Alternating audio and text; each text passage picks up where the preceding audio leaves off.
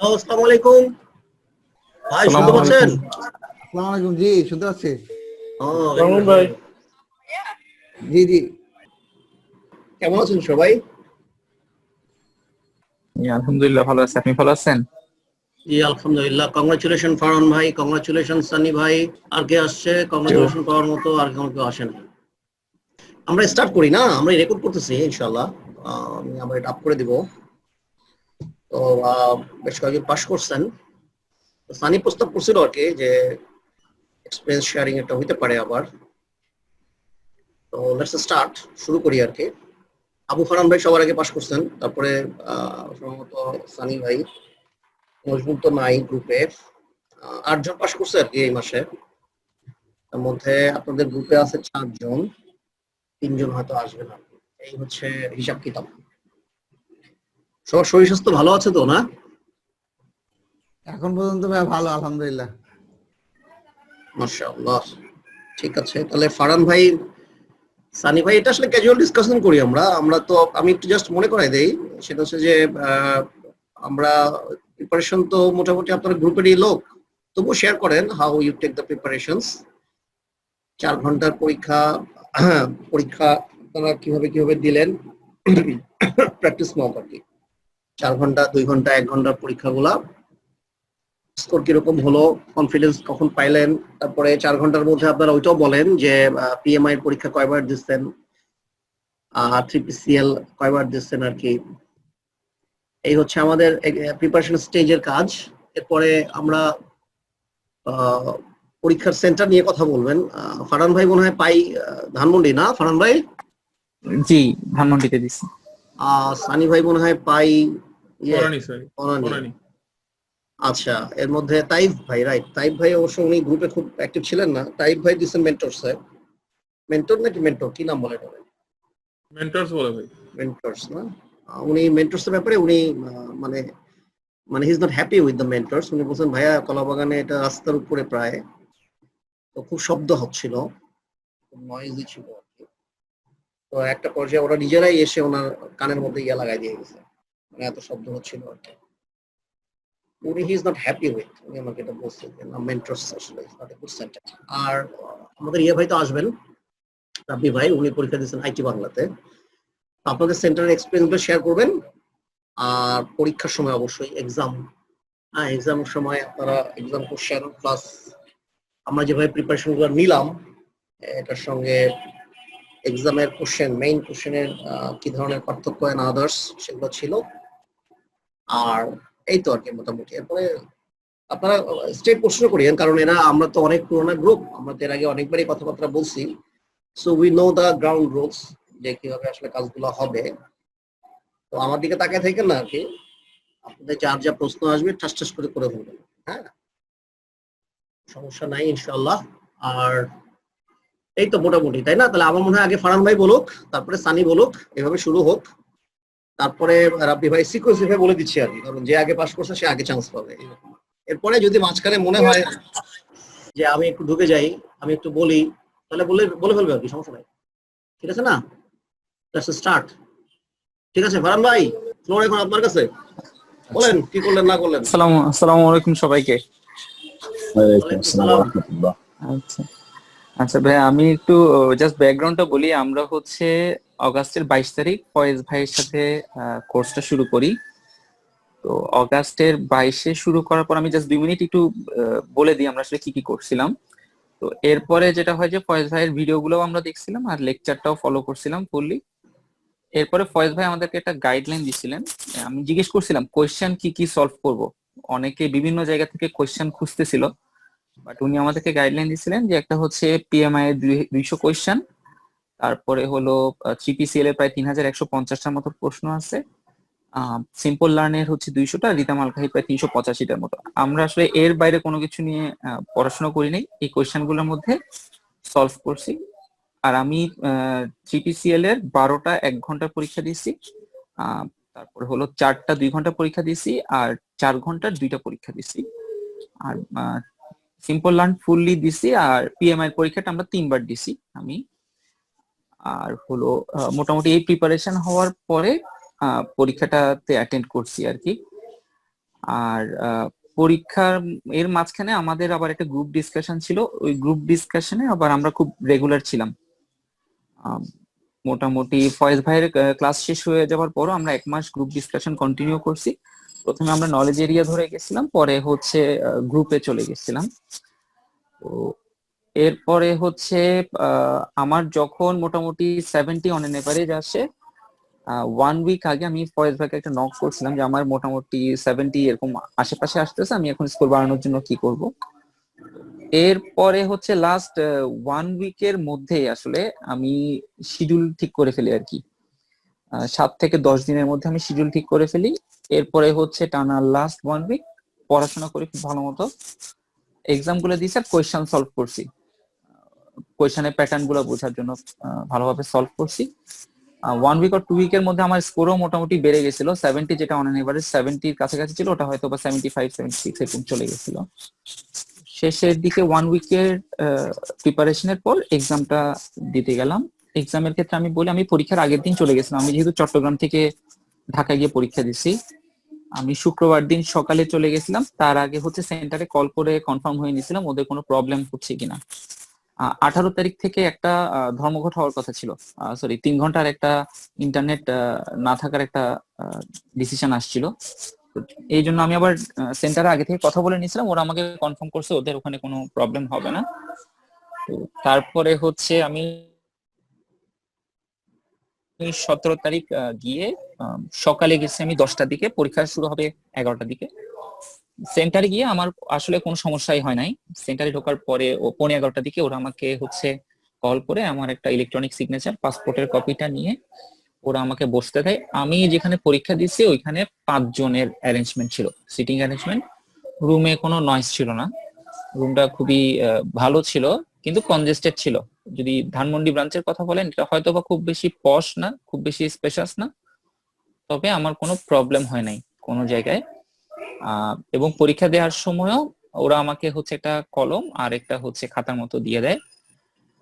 আর মাঝখানেও আসলে আমার কোনো প্রবলেম হয় নাই। একটা টেকনিক্যাল প্রবলেম হচ্ছিল শুরুতে, সেটা হচ্ছে যে আমি আমার নামটা সিলেক্ট করার পর নেক্সটে যাওয়ার পর এটা হ্যাং করে হয়ে গেছিল। ওরাও ইমিডিয়েট এসে ওটা আবার আমার কাছ থেকে একটু 2 মিনিট টাইম নিয়ে ওটা আবার ঠিক করে দিছে। এরপরে হচ্ছে আমি পরীক্ষা শুরু করি। পরীক্ষা শুরু করার পরে প্রথম 90টা কোয়েশ্চেন আমি সলভ করি। এর মধ্যে আমার ম্যাথ ছিল 2টা, ম্যাথ 2টা বেশ ইজি ছিল, কিন্তু অন্যান্য কোয়েশ্চেন গুলো আমার কাছে একটু কঠিন মনে হচ্ছিল আর কি। দেওয়ার সময় যেটা হয়েছে, আমি প্রায় 15-20টার মতো কোয়েশ্চেন আমি আবার মার্ক করে রাখি। 90টা আমার প্রথম 90টা দিতে আমার 70 মিনিটের মতো লাগে। আর বাকি আমি 15 মিনিটের মতো, 15 থেকে 20 মিনিটের মতো টাইম নিয়ে ওই রিভিউ যেগুলো মার্ক করে রাখছিলাম ওগুলো আবার রিভিউ করি। এরপরে হচ্ছে দাঁড়ান দাঁড়ান, আপনি 90টা প্রশ্ন 70 মিনিটে অ্যান্সার করছেন? জি। ও, কি কয়? আচ্ছা আচ্ছা, ক্যারি ফরওয়ার্ড, বলেন বলেন ভাই। আচ্ছা, না, আমার যেটা হয়েছে, আমি যেগুলাতে খুব বেশি কনফিউশন ছিল হুম। সেইগুলোতে আমি কিন্তু খুব বেশি টাইম ওয়েস্ট করি নাই, আমি মার্ক করে রেখে গেছিলাম। এরপরে 90টা দেওয়ার পরে আমি হচ্ছে আবার 10-15 মিনিট টাইম নিয়ে ওগুলো রিভিউ করে আনসার করছি। আচ্ছা, আপনি এই যে একটা জিনিস বলেন তো, ঢুকে গেলাম, সেটা হচ্ছে যে আপনি এই যে 10-15টা রিভিউ রাখছিলেন, আপনি কি রিভিউ অ্যান্সার চেঞ্জ করছেন কয়টা মনে আছে? আমার প্রায় 4টা-5টা এরকম চেঞ্জ হয়েছে। আমার ও, প্রায় 10টার মধ্যে 4টা-5টা চেঞ্জ হয়েছে। কারণটা হচ্ছে, যখন প্রথমবার পড়তেছিলাম এখানে কোয়েশ্চেন গুলো খুব কাছাকাছি, আনসার গুলো খুব কাছাকাছি। যেমন একটা আনসার বলি, একটা কোয়েশ্চেন ছিল এটা, এরপর সে কোন প্রসেসটা করবে, হোয়াট টু ডু নেক্সট এর মধ্যে এটা ছিল কোন প্রসেসটা করবে। বাকি 3টা ছিল আসলে হচ্ছে স্টেপ, একটা হচ্ছে একদম সোললি প্রসেস। আমি কোয়েশ্চেনটা ভুলে গেছি, যেহেতু প্রসেস বলছে আমাকে প্রসেসটাই কিন্তু সিলেক্ট করতে হবে, আচ্ছা, এরকম হ্যাঁ। একটা কোয়েশ্চেন ছিল। আরেকটা ছিল যেমন আমার একটা কোয়েশ্চেন আমি শেয়ার করছিলাম আরো কয়েকজনের সাথে, একজন নতুন স্টেক হোল্ডার আইডেন্টিফাই হয়েছে, তো নেক্সটে সে কোন টুলস এন্ড টেকনিক ইউজ করবে। এখন প্রথমে যেহেতু নিউ স্টেক হোল্ডার, আমার মাথায় প্রথমে চলে আসছে সেটা হচ্ছে যে স্টেক হোল্ডার রেজিস্টারেই তার নামটা যাবে, কিন্তু ওখানে বলে দিছে কোন টুলস এন্ড টেকনিক ইউজ করবে। তো টুলস এন্ড টেকনিক যদি হয় তাহলে আনসার হচ্ছে ব্রেনস্টর্মিং, ওখানে এটা ছিল। তো এই ও, ধরনের আচ্ছা কিছু আচ্ছা। কোয়েশ্চেন ছিল। তো দেখা গেছে যে ওই প্রথমবার পরে অপশন 4টা না পড়ার কারণে আমার একটা দুইটা গ্যাপ হচ্ছিল। তো প্রথমে একটা অপশন, তো আমার কাছে যেটা হয়েছে, আমি এরপরে প্রত্যেকটা 4টা অপশনই পড়ে পড়ে আনসার করছি। আর এরপরে যেটা হয়েছে ভাইয়া 90 হ্যাঁ। 90টা আনসার করার পরে যেটা হয়েছে, প্রথম প্রশ্নটাই ছিল একটা ম্যাথ 91 নাম্বার, আমার এখনো খেয়াল আছে। একটা হচ্ছে 91 নাম্বার, একটা হচ্ছে 151 নাম্বার কোয়েশ্চেন। আমার এখানে যে ম্যাথ গুলো ছিল, এখানে দুইটাই ক্রিটিক্যাল পাথ মেথডের, দুইটাতেই হচ্ছে আপনার চার্ট দেওয়া ছিল, এবং এখান থেকে আমাকে একটাতে 9টা ব্লক আর একটাতে 7টা ব্লক আঁকতে হয়েছে। যেটা হচ্ছে যে ওরা একটা আমাকে একটা অ্যাক্টিভিটি বলে বলছে এটার ফ্লোট কত, এবং আমি প্রথমে আসলে যেহেতু এখানে 9টা ব্লক আর 7টা ব্লক আমি বুঝতে পারছি, সাথে সাথে আমি ওটা জাস্ট একটা যেটা জিরো ছিল জিরো মার্ক করে আমি চলে গেছি, আমি ম্যাথটা করি নাই। তো এরপরে হচ্ছে আমি ওই পুরোটা আনসার করার পরে আমার হাতে প্রায় 25 থেকে 30 মিনিট টাইম ছিল আরো।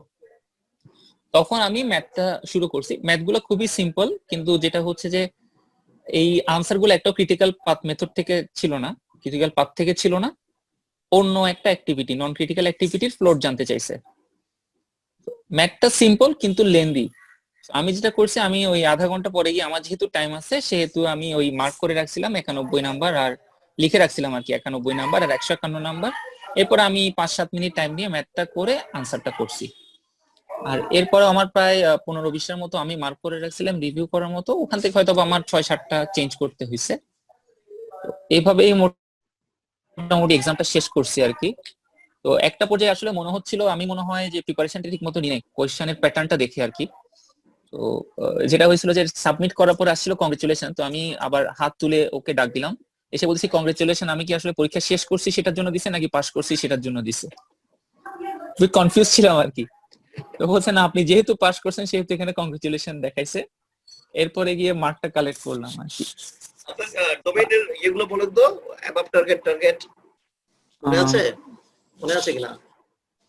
একটু দেখতে হবে, মনে নাই এক্স্যাক্টলি, এটা দেখতে হবে। আপনার সব অ্যাবভ টার্গেট ভাই, আপনি বলছিলেন। ফারহান ভাই অ্যাবাভ টার্গেট সব না? না, আমার সব জি অ্যাবাভ ভাই। টার্গেট, কারণ ওখানে কোনো স্কোর ছিল না। তো আপনার ওই তো যে স্কোর তো থাকে।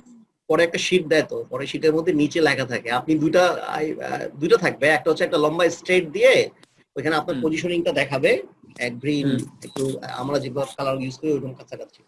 আর একদম নিচে, শীটের একদম নিচে ডোমেইন ওয়াইজ আপনি কোন ডোমেইনে কত স্কোর করতেছেন ওটা দেখায়, বলে দেয়। এমনি সবগুলোতে ভাই অ্যাবাভ ওই টার্গেট ছিল। জিনিসটা এখন অনলাইনে নিয়ে গেছে, ওটা ডাইরেক্ট আপনার ড্যাশবোর্ড থেকে দেখা যায়, ওটা এখন আর পেপারে দেয় না, ও পেপারে দেয় না, কিন্তু ওই যে ওটা ডাইরেক্ট ড্যাশবোর্ডে চলে যায়। তোমাকে একটা শীট দেওয়ার কথা, তো ওইখান থেকে নামা নিয়ে দেখতে পারবা তুমি।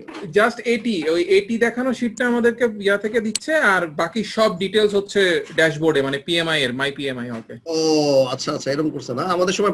আমরা যখন পাস করতাম, পাশের সময় এই যে একটা তোমাদের একটা দেয় না, পাস করছো একটা কাগজের মধ্যে সাইন টাইন কইরা, ওইখানে আমাদের স্টুডেন্টগুলো দেখাইতো আর কি। এনিওয়ে, সো আমি ওখানে সবগুলোতে অ্যাবাভ টার্গেট আসছে, ওটা জানি, বাট স্কোরটা কত সেটা আমি দেখি নাই। সবগুলোতে অ্যাবাভ টার্গেট পাইলে আপনি আলটিমেটলি ওভারঅল তে অ্যাবাভ টার্গেটই হবে রে ভাই, এটাতে এত লজ্জা পাওয়ার কিছু নাই না। আর আপনাকে নন ক্রিটিক্যাল পার্ট থেকে ফ্রড বের করতে বলছেন, তাই তো? তাই বলতেছেন? জি জি।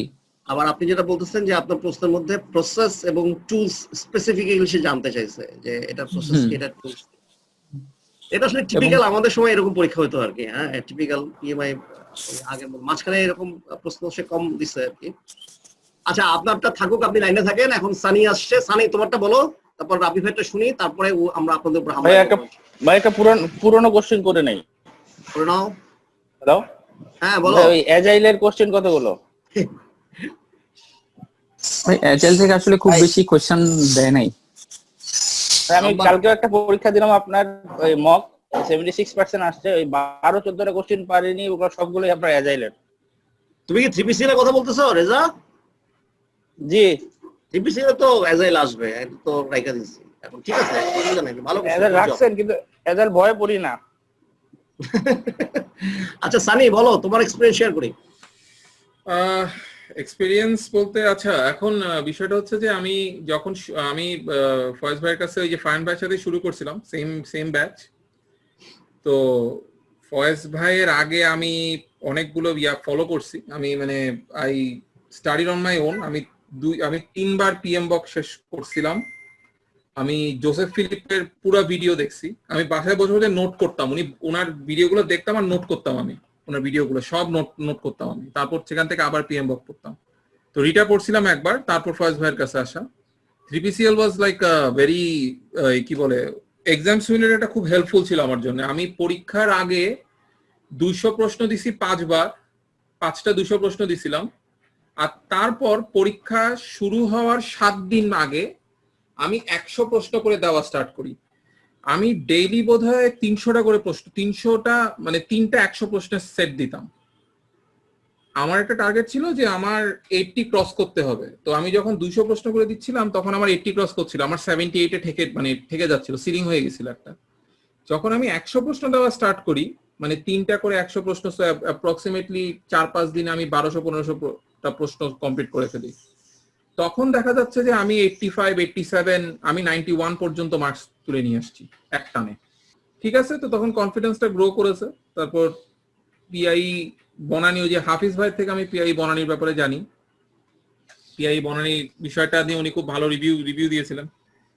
তো আমি সেই হিসাব করে পিআই বনানীতেই করি। আমি পরীক্ষা আগে একবার সেন্টারও দেখে আসি যে কোথায় যেতে হবে, কি করতে হবে, যাতে আমার সময় লস না হয়। তো সব দেখে টেকে এসে সব ফিক্স করে তারপর 26 তারিখের ডেটে সকালে যাই। ওদের সিস্টেমটা খুব ভালো। আপনার পাসপোর্ট লাগবে না, আপনার গভর্নমেন্ট ইস্যুর একটা আইডি কার্ড লাগবে। এটা ড্রাইভিং লাইসেন্স হলেও হয়। আমি ন্যাশনাল আইডি কার্ড নিয়ে গেছিলাম, আমার পাসপোর্টের মেয়াদ শেষ হয়ে গেছে। সো পাসপোর্ট নিয়ে প্রবলেম করতে পারে, ন্যাশনাল আইডি নিয়ে গেছি। ওখানে ওরা বসাইছে, নিয়ে গিয়ে বসালো। সেদিন আবার ওদের ওখানে জিইডি এক্সাম ছিল অনেকগুলা, জিআরই না জিইডি আমার এক্স্যাক্টলি খেয়াল নাই। তো অনেকগুলো জিআরই এক্সাম ছিল। তা একদম ভিতরে নিয়ে বসায়, খুবই ভালো সিস্টেম। আমার জাস্ট একটা জিনিস যেটা মনে হয়েছে যে মেবি পিসি গুলো একটু বেশি স্লো, আর মেবি সফটওয়্যারটা স্লো। তো যেটা হচ্ছিল, সবচেয়ে বেটা সমস্যা আমি পরীক্ষার সময় ফেস করছি সেটা হচ্ছে টাইমিং এর বিষয়টা। আমরা যে সিস্টেমটা 3PCL এ এক্সাম সিমুলেটরে ফলো করি সেটা হচ্ছে যে আওয়ার, মিনিট, সেকেন্ড। সো আন্দাজ করাটা সহজ হয়। ওইখানে গিয়ে আমরা টাইমিংটা পাচ্ছি কমপ্লিটলি ইন মিনিট। তার মানে ওরা 240 মিনিট থেকে কাউন্টডাউন স্টার্ট করে। সো আমি যখন ঘড়ির দিকে তাকাচ্ছি, আমি অ্যানালাইজ করতে পারছি না যে আমি কতগুলো প্রশ্ন কত মিনিটে বা কত সেকেন্ডে, মানে কত মিনিটে আমি প্রশ্ন শেষ করতেছি। এটা আমাকে খুব ভুগাইছে রীতিমতো। আচ্ছা, আরেকটা বিষয় যেটা আমার কোনো গ্যাপ আছে, বা মেবি আমি পরীক্ষার হলে নার্ভাস হয়ে গিয়েছিলাম, আমি টাইমিং মেনটেন করতে পারি নাই। আমার 200 প্রশ্ন সলভ করতে লাগে 2 ঘন্টা 15 মিনিট, 2 ঘন্টা 20 মিনিট নর্মালি 3PCL এর পরীক্ষায়। বাট আমি 200 প্রশ্ন করেছি বোধহয় 20 মিনিট, 15 মিনিট না 20 মিনিট বাকি থাকতে। এর মধ্যে প্রথমে যে আমি 90টা প্রশ্ন করেছিলাম, ওর মধ্যে আমি মিনিমাম 50% দাগিয়ে গিয়েছিলাম। ওইটা রিভাইজ করতে আমার জান বের হয়ে গেছে। মার্ক ফর রিভিউ করছিলাম। এখন আমি আর কি এক্সট্রা ক্রিটিক্যাল হিসাবে, আমি এমন না যে খুব প্রশ্ন চেঞ্জ করছি, আমি অ্যান্সার তেমন চেঞ্জ করি না, বাট মার্ক করে গেছিলাম। ইচ্ছা ছিল আরেকবার দেখবো, বাট কোনো মতেই প্রশ্নের পেপার আমি শেষ, অ্যান্সার করে গেছি, মার্ক করে গেছি পড়তে পড়তে। আর ঘড়ির কাটা, মানে সেকেন্ডের কাটাটা মনে হচ্ছিল অ্যাটলিস্ট 1.25 টাইমস বেশি তাড়াতাড়ি চলতেছে। নর্মাল সেকেন্ড এত তাড়াতাড়ি চলে না। Maybe my brain was working in a different context that time. তো করে যাচ্ছি শেষ করতেছি। পরের যে 110টা প্রশ্ন, এটা শেষ করছি আমার 20 মিনিট না 15 মিনিট হাতে রেখে। এর মধ্যে আমি অ্যান্সার কতগুলো রিভিউ করা শুরু করছি। আমার এখনো খেয়াল আছে আমি বোধহয় 15টা প্রশ্ন রিভিউ করতেই পারি নাই। মার্ক করে, মানে অ্যান্সার করে গেছিলাম, বাট আমি রিভিউর জন্য দাগাইছিলাম। আমি 15টা না 20টা প্রশ্ন রিভিউ করতে পারি না, আমার সময় শেষ হয়ে গেছে, কমপ্লিট টাইম আমার শেষ হয়েছে। শেষ করার পরে তারপর আমি আল্লাহ খোদার নাম নিতেছি তখন মনে মনে, সামহাউ যে কংগ্রেচুলেশনসটা আসছে, ঠিক আছে। আর যখন আমি ধরেই নিছিলাম যে মেবি একটাতে টার্গেট আসবে বা বিলো নিজ ইমপ্রুভমেন্ট চলে আসতে পারে, আল্লাহর দোয়ায় সবগুলোতে এটি আসছে। তো এই আচ্ছা, মানে তোমার একটা বড় প্রবলেম হচ্ছে যেটা তুমি বলছো 240 মিনিট, আর আমাদের এখানে যে ঘন্টা আছে, এখানে একটা কনভারসেশন তোমার মাঝে একটা প্রেসার ফেলছে। ওটা প্রেসার ফেলছে ভাই, আমার মাথায় ভালো প্রেসার ফেলছে। কারণ আমি তো টাইম দেখে কাজ করি, আমি টাইমটার সাথে আমার প্রশ্নটা মিলাই। তো আমি ওই সময়টা আমাকে বারবার মেন্টালি মাইনাস করতে হচ্ছিল, যে কতক্ষণ গেছে এটা মাইনাস করতে হচ্ছিল আমাকে। ওয়েল, এটা আমি অবশ্য আমার ইয়েদের সাথে কথা বলছি তোমার ফিডব্যাকটা পাওয়ার পরে। আমি ঠিক জানি না এটা, মানে যদি খুব বেশি মেজর জায়গায় চেঞ্জ করতে হয় আমি হয়তো এটা চেঞ্জ করব না। আর যদি দেখা যায় না ফরম্যাটটা অল্প ভাবে চেঞ্জ করলেই হয়ে যায়, তাহলে হয়তো চেঞ্জ করে ফেলবো। আমি আপনার মেজর তো মনে হচ্ছে না, জাস্ট ওই টাইমারটা ওরা চেঞ্জ করে সেকেন্ড মিনিটে করে দিবে। ওইটা তো আমার মনে হয় না ব্যাকগ্রাউন্ডে তেমন কোনো এফেক্ট ফেলবে, যে ঘড়িটা মানে ওরা যে আচ্ছা আমি টাইমারটা। একটু সানি ভাইয়ের সাথে অ্যাড করি। আমি এক্ষেত্রে যেটা করছিলাম, আমি প্রথমেই দেখে নিয়েছিলাম আসলে টাইমারটা কিরকম। আচ্ছা তো টাইমারটা দেখে এই যে আমি আপনাকে বলতেছি যে 60 মিনিট 70 মিনিট, যেটা হয়েছে আমি নিজে নিজে একটা ছক করে ফেলছিলাম আর কি, যে আমি এত মিনিটের মধ্যে যদি থাকি তাহলে আমি বুঝতে পারবো আমার কতক্ষণ টাইম আছে। ওটা আমি খাতার মধ্যে একটা টাইমটা লিখে একটা চার্ট করে রাখছিলাম। ও, তো এটা আসলে আমি ঠিক ওভাবে জানি না, আগাইছিলাম। বুঝছি আমি ওয়েল এটা আসলে এই ফিডব্যাকটা this is very new to me. সানির আগে এই ফিডব্যাকটা আমাকে কেউ বলে নাই। আমার নিজেরও আসলে আমার পরীক্ষার সময় মনে নাই আমাদের কি ঘন্টা হিসেবে ছিল না মিনিট হিসেবে ছিল। তো পরে সানির ফিডব্যাক পাওয়ার পর আমার মনে হচ্ছিল যে আমি যদি চেঞ্জ করতে না পারি then what tips I can give actually.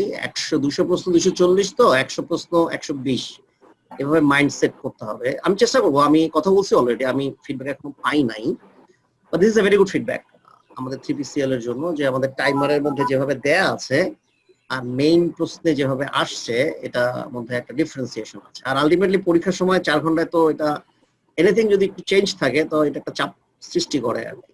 না, মানে That's চেঞ্জটা চাপ সৃষ্টি করে নাই, আমি জাস্ট বলবো আমি মানে যে ফরম্যাট, হ্যাঁ ওইটাই, মানে যে ফরম্যাটটা আমি ফলো করে আসছি বা যে জিনিসটা আমার অভ্যস্ত আর কি। মাইন্ডসেটে ইউজ করি হুম। সেটা আমি ওখানে পাচ্ছিলাম না, যার কারণে মানে আমি মানে মাইবার মাইনাস করতে হচ্ছিল আমাকে টাইম। আমি ছক টক কিছু করি নাই।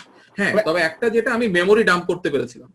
আমি একটা আমি- আমি- আমি একটা আমি ইয়ে বলি, আমি আসলে একটা এখানে একটা বেঞ্চমার্ক আমি আমার নিজের জন্য সেট করে রাখি আর কি। যারা অ্যাবাভ টার্গেট স্কোর করে পরীক্ষার হল থেকে বের হয় তো তারা আমাকে যত ধরনের ফিডব্যাক দিক আমি আসলে গায়ে লাগাই না। অ্যাবাভ টার্গেট পাইছে আমার কথা। এটা তো ভাই পারে, আমরা তো বাকিদের জন্য বলতেছি, আপনার দোয়ায় তো আমরা পাইছি, আমরা তো টেনে নিয়ে আসি। না, ঠিক আছে, এটা তুমি এখন আচ্ছা। প্রশ্নগুলো বলো তো। এই ফারহান ভাই, আচ্ছা রাবি ভাইয়ের ফিডব্যাকটাও নেই, তারপরে জিজ্ঞাসা করবো একসাথে। তুমি এমনি প্রশ্নগুলো বলো তো, অ্যাজাইল থেকে প্রশ্ন আসছিল। হ্যাঁ, অ্যাজাইল থেকে আমি প্রায় চারটা প্রশ্ন পাইছি। আর এই ক্রিটিক্যাল চারটা প্রশ্ন। ক্রিটিক্যাল পার্ট সহজ ছিল। একটা ক্রিটিক্যাল পাথের মধ্যে একটা টাস্কের ফ্লোট বের করতে বলছে, টোটাল ফ্লোট, ফ্রি ফ্লোট দেয় না, আল্লাহ বাঁচাইছে যে ফ্রি ফ্লোট দেয় না, ফ্রি ফ্লোট দিলে ধরা খাইতাম। সবচেয়ে মজার বিষয় ভাই, যেটা আমার খুবই অবাক লাগছে, আমি পরীক্ষার আগের রাতে কি মনে করে রিস্ক ব্রেকডাউন স্ট্রাকচারটা দেখছিলাম, রিস্ক ব্রেকডাউন স্ট্রাকচারের প্রশ্নটা আসছে একদম। এবং এর চেয়ে তো মজার বিষয় শুনবেন, আপনার সাথে আমার হোয়াটসঅ্যাপে একটা প্রশ্ন নিয়ে একটু কথা হলো না, খেয়াল আছে ইটিসির? ও হ্যাঁ হ্যাঁ, একটা ফর্মুলা নিয়ে বকা দিছিলাম তোমার। এক্স্যাক্টলি ওই প্রশ্ন আসছে ভাই, এক্স্যাক্টলি ওই প্রশ্ন আসছে। তাই নাকি? এবং মানে খালি ওই প্রশ্ন না, রীতিমতো অ্যারিথমেটিকের প্রশ্ন। সিপিআই থেকে আর্নড ভ্যালু বের করে সেটাকে ইটিসির মধ্যে বসে আমাকে তারপর বের করতে হয়েছে। মানে অ্যারিথমেটিকের প্রশ্ন, এমন না যে ডাইরেক্ট ভ্যালু দিয়ে দিছে আমি ফর্মুলা বসাইছি, অ্যারিথমেটিক করে বসাইতেছি আমাকে রীতিমতো। সিপিআই থেকে আর্নড ভ্যালুটা তারপর আমার ইটিসি তে বসে, তাও অ্যান্সার ম্যাচ করতো না, আমি কিভাবে জানি অ্যান্সার ম্যাচ করাইছি। তার মানে তোমাদের ভালো কাহিনী ফিডব্যাক আছে। অনুযায়ী ভালো কাহিনী ছিল ভাই, মানে আমার লাক ভালো ছিল, ওইটা পুরো লাকের উপর ছেড়ে দিছি আমি। মানে ভাইয়ের সাথে আগের দিন কথা বলতেছি, ওই প্রশ্নই আসছে। তোমরা তো মনে হয় বকাও দিছিলাম মনে হয় না? হ্যাঁ হ্যাঁ, আমি প্রথমে বুঝি নাই, পরে যখন অ্যানালাইজ করতে বসছি তখন দেখছি যে না, আপনার কথাই ঠিক আছে, ওটা আর্ন ভ্যালুই হবে, ওটা হবে না, কারণ পারফরমেন্স তো চেঞ্জ হচ্ছে না। আমি পরে বুঝছি জিনিসটা। আচ্ছা রাব্বি ভাই, ফজলে রাব্বি ভাই, আপনি আছেন তো? ব্যাস, আসসালামু আলাইকুম রাহমাতুল্লাহ। ওয়ালাইকুম আসসালাম, congratulation for passing the exam. Thank you ভাই, থ্যাংক ইউ। এখন আপনি একটু সংক্ষেপে আপনার ফিডব্যাকটা আমাদেরকে শোনায় দেন, তারপরে আমরা আপনাদেরকে প্রশ্ন করব। আচ্ছা, সংক্ষেপে আমার প্রশ্ন হচ্ছে যে আমি শুধু মানে কিভাবে প্রিপারেশন নিয়েছি, সবার তো একসাথে মোটামুটি একইভাবে প্রিপারেশন নেওয়া। আমি পরীক্ষা দিয়েছিলাম, বেশ কিছু পরীক্ষা দিয়েছিলাম, বাট পরীক্ষার হলে গিয়ে আমি আসলে কি বলবো যে আমি হয়তো ঠিক মতো কনসেন্ট্রেট করতে পারি নাই। আমার কোশ্চেন আমার কাছে বেশ কঠিন লেগেছিল। এই যে ভাই ফারহান ভাই যেটা বললো যে আমরা নর্মালি একটা প্রশ্ন দেখে নতুন স্টেক হোল্ডার, তার না এটা স্টেক হোল্ডার রেজিস্টার যাবে, বাট ওখানে প্রশ্নটা হচ্ছে আসলে টুলস এন্ড টেকনিক কি। এবং কি বলবো যে হয়তো গ্যাপ দিয়ে আমি জানি যে এটার পর এই কাজটা করতে হবে, বাট দেখা যায় না আসলে তার নেক্সট প্রসেসটা চাচ্ছে আর কি। কোশ্চেন গুলো খুব ভালো মতো পড়তে হয়েছে এবং প্রত্যেকটা 4টা অপশনই খুব ভালো মতো পড়তে হয়েছে আমার যেটা, এবং এই জন্য আমার সময় অনেক বেশি লাগছে। আমার প্রথম 90টা কোশ্চেন আনসার করতে আমার লাগছে 112 মিনিট। এখানে আমি অনেক পিছিয়ে গেছি 112 মিনিট লাগছে প্রথম 90টা কোশ্চেন আনসার করতে। আমি কোনো রিভিউ রাখি নাই, প্রথম থেকে আমি কোনো রিভিউ রাখি নাই, একেবারে মানে আমি প্র্যাকটিসই করছিলাম এভাবে, কোনো রিভিউ রাখবো না, যা থাকে আল্লাহর ওয়াস্তে একবারে মেরে দেবো। আচ্ছা, পরের গুলো তো মানে দ্যাট ইজ আমার পরের 110টা করার জন্য আমার হাতের সময় ছিল 128 মিনিট সময় ছিল আর কি। তো কিভাবে করছি ভাই, আমি ভয় পেয়ে গেছিলাম। আমি আসলে মনে হয় আমি টেন্সড হয়ে গেছিলাম, কারণ আমার কনসেন্ট্রেট করতে পারছিলাম না। আমার মনে হচ্ছিল আমি ফেল করবো, ফেল করলে আমার এই হবে, ফেল করলে ওইরকম হবে, মানে আমি কনসেন্ট্রেটই করতে পারছিলাম না। এটা বড় সমস্যা ছিল আমার। তো আমি সবার জন্য লেসন লার্ন যেটা বলবো, যে আসলে এই ইস্যুতে মানে লেসন লার্নটা সবচেয়ে বড় ইস্যু, যে ভাই 4টা কোশ্চেনের আনসারই পড়তে হবে। সেই জন্য আমরা যখন 3P-তে বা অন্য কোনো সিমুলেটরে বা অন্য কোথাও পরীক্ষা দিচ্ছি, আমরা প্রশ্ন পড়েই হ্যাঁ এখানে আনসার হবে, ধাপাধাপ সি আঁকায় যাচ্ছি, বি আঁকায় যাচ্ছি, কিন্তু ABCD 4টা অপশনে অবশ্যই ভালো মতো পড়তে হবে। দ্বিতীয় কথা হচ্ছে কি, পিএমটা পড়ার পরে পিএমআইটা নিজের মধ্যে ঢুকাতে হবে। নট দ্যাট যে বই পড়লাম, বই পড়ার পরে এই স্টেপে পড়ে এটা মুখস্থ রাখলাম, এরকম না করে আসলে এখানে পিএম হলে আমি কি করব, এই পিএমআইজমটা ঢুকাতে হয় ভিতরে। এই ঢুকানোটা কেমন হতে পারে, আপনি চোখ বন্ধ করে ভাবেন হ্যাঁ আমি আসলে চার্টার করতে, চার্টার মধ্যে এই করব আমি, আচ্ছা এটার পরে এটা কেন করব, ওটা কেন করব না, এই দিকে কেন যাব আমি, তারপরে আমি আসলে স্টেক হোল্ডার করবো। আচ্ছা স্টেক হোল্ডার করার পর আমি কোথায় যাব, এই যে নিজে নিজে ভাবা, ভেবে যে এটাকে লিঙ্ক আপ করে নেওয়াটা, পুরোটা সিলেবাসটাকে নিজের মাথার মধ্যে লিঙ্ক আপ করা, এটা খুব জরুরি, যেটা আমি করছিলাম না। আচ্ছা দ্বিতীয়ত হচ্ছে আরেকটা জিনিস হচ্ছে যেটা করি না, সেটা আসলে লেসন লার্ন। আরেকটা জিনিস হচ্ছে যে এই যে পরীক্ষাগুলো দিচ্ছি আমরা, দেওয়ার পরে যে সমস্ত ভুলগুলো হয় আমাদের, আমি যেটা করেছিলাম, আমি যে ভুলগুলো নিয়ে বেশি অ্যানালাইসিস করি না, আর হয়ে গেছে আল্লাহ হাফেজ, ওটাকে নিয়ে যে নিজে রিভিউ করা, যে আসলে আমার কোথায় কোথায় ভুল হচ্ছে, কোথায় কোথায় দুর্বলতা ছিল আমার, এটাকে ঠিক করা, এই জিনিসটা আমি করি নাই। এই জন্য আমাকে পরীক্ষার আগের রাত্রে আমার যখন মনে হয়েছে যে না আমার তো এটা করা দরকার, তো করতে গিয়ে দেখি যে আসলে আমার অনেকখানি গ্যাপ রয়ে গেছিল। সেটা আমি পরীক্ষার আগের রাতে রাত 11:30টার সময় বসে আমি যেটা করলাম, যে গোছানো শুরু করলাম, যখন রাত 4টা পর্যন্ত আমি সেই গোছানো ব্যাপারটা করছি, যে সেখানে আমার ফয়েজ ভাইয়ের যে ক্লাস লেকচারের যে PDF গুলো, এটা আমার জন্য খুব বড় হেল্পফুল হয়েছিল আর কি। ওই আগের রাত্রে আমার জন্য রাত 4টার সময় গিয়ে বুঝতে পারছি না ঠিক আছে, মোটামুটি আমার মাথার মধ্যে আসছে আমার। আমি যদি আগে থেকে ডেট না নিয়ে থাকতাম, তাহলে হয়তো আমি 28 থেকে পরীক্ষা দিতাম না। আমি যেহেতু ডেট নিয়ে ফেলছি, এই জন্য মানে আল্লাহর রাস্তে পরীক্ষা দিয়েছি, মাথার মধ্যে নিয়ে রাখছিলাম ওকে ফেল করবো আমি, এবার ফেল করলে আবার পরীক্ষা দিতে হবে আমাকে। তো আমার এই জায়গাগুলো গ্যাপ ছিল, আর পাস করছি, এটার জন্য আসলে মূল থ্যাঙ্কস হচ্ছে ফয়েজ ভাইকে এবং আমাদের যে স্টাডি গ্রুপ করা, এই স্টাডি গ্রুপটা আসলে খুবই উপকার দিয়েছে। কারণ এই স্টাডি গ্রুপ না থাকলে আসলে আমি নিয়মিতভাবে পড়তাম না বা সেই সময় পেতাম না। স্টাডি গ্রুপ থাকার জন্য যেটা হচ্ছে নিজের মধ্যে প্রেশার কাজ করছে, না পড়তে হবে, এই পোলাপান্তর মধ্যে জিজ্ঞাসা করবে। তো এই স্টাডি গ্রুপটা আসলে আসলে খুব দরকার, খুব উপকার হয়েছে স্টাডি গ্রুপটা। আর আমি কালিম এবং শাকিল ভাই, এই দুজনকে স্পেশালি থ্যাঙ্কস জানাবো। ওরা আমাকে মানে প্রতিদিন পোক করতে, ভাই বসবেন না, ভাই বসেন, ভাই বসেন ভাই। কালিমা শাকিল ভাই এমন করছে, ভাই আমার পড়া লাগবে না, আপনি যেটা পড়বেন আমরা সেটাই পড়বো, আপনি পড়েন। তো এটা আমার জন্য খুবই উপকার হয়েছে। তাদেরকে অবশ্যই গ্র্যাটিটিউড তাদের প্রতি। আর অবশ্যই 3P-র যে গ্রুপ ডিসকাশন গুলো খুব উপকার হয়েছে আমার জন্য। অ্যাজাইল কোশ্চেন আসলো আমার কাছে 2টা মাত্র, অ্যাজাইল কোশ্চেন আসছিল, আর ম্যাথ আসছিল 7টা ম্যাথ আসছিল। 7টা ম্যাথের মধ্যে 3টা ছিল CPI রিলেটেড, একটা ছিল TCPI রিলেটেড, আর 2টা ছিল আমাকে যে ক্রিটিক্যাল পাথ আঁকতে হয়েছিল। একটাতে ক্রিটিক্যাল পাথ কোশ্চেন জানতে চেয়েছিল, একটাতে ফ্রি ফ্লোর জানতে চেয়েছিল। ফ্রি ফ্লোরটা যেহেতু আমার ক্রিটিক্যাল পাথের মধ্যে ছিল, ওই জন্য আমার খুব একটা সমস্যা হয় নাই, যে 0 ফ্রি ফ্লোরে সেটা করতে পেরেছি। আর আমি সেন্টারের কথা বলবো, IT বাংলা খারাপ না, ভালো, কিন্তু রুমটা অনেক ছোট, জায়গাটা খুব কনজাস্টেড। যে ডেস্কটাতে বসতে দিয়েছে পিসির, সেই মানে ডেস্কটাও বেশ ছোট। আর একটা সমস্যা হচ্ছে যে আমি পরীক্ষা দিচ্ছি, 2 ঘন্টা পর আরেকজন আসছে, তার সাথে আবার পাশে কথা হচ্ছে, আবার 2 ঘন্টা পর একজন, 1 ঘন্টা পর আরেকজন আসছে আরেক পরীক্ষা দিতে। একই রুমের মধ্যে 5 জন থাকাতে ওরা যখন কথাবার্তা বলছে, তখন কনসেন্ট্রেশনটাতে বড় সমস্যা হয়েছে আমার।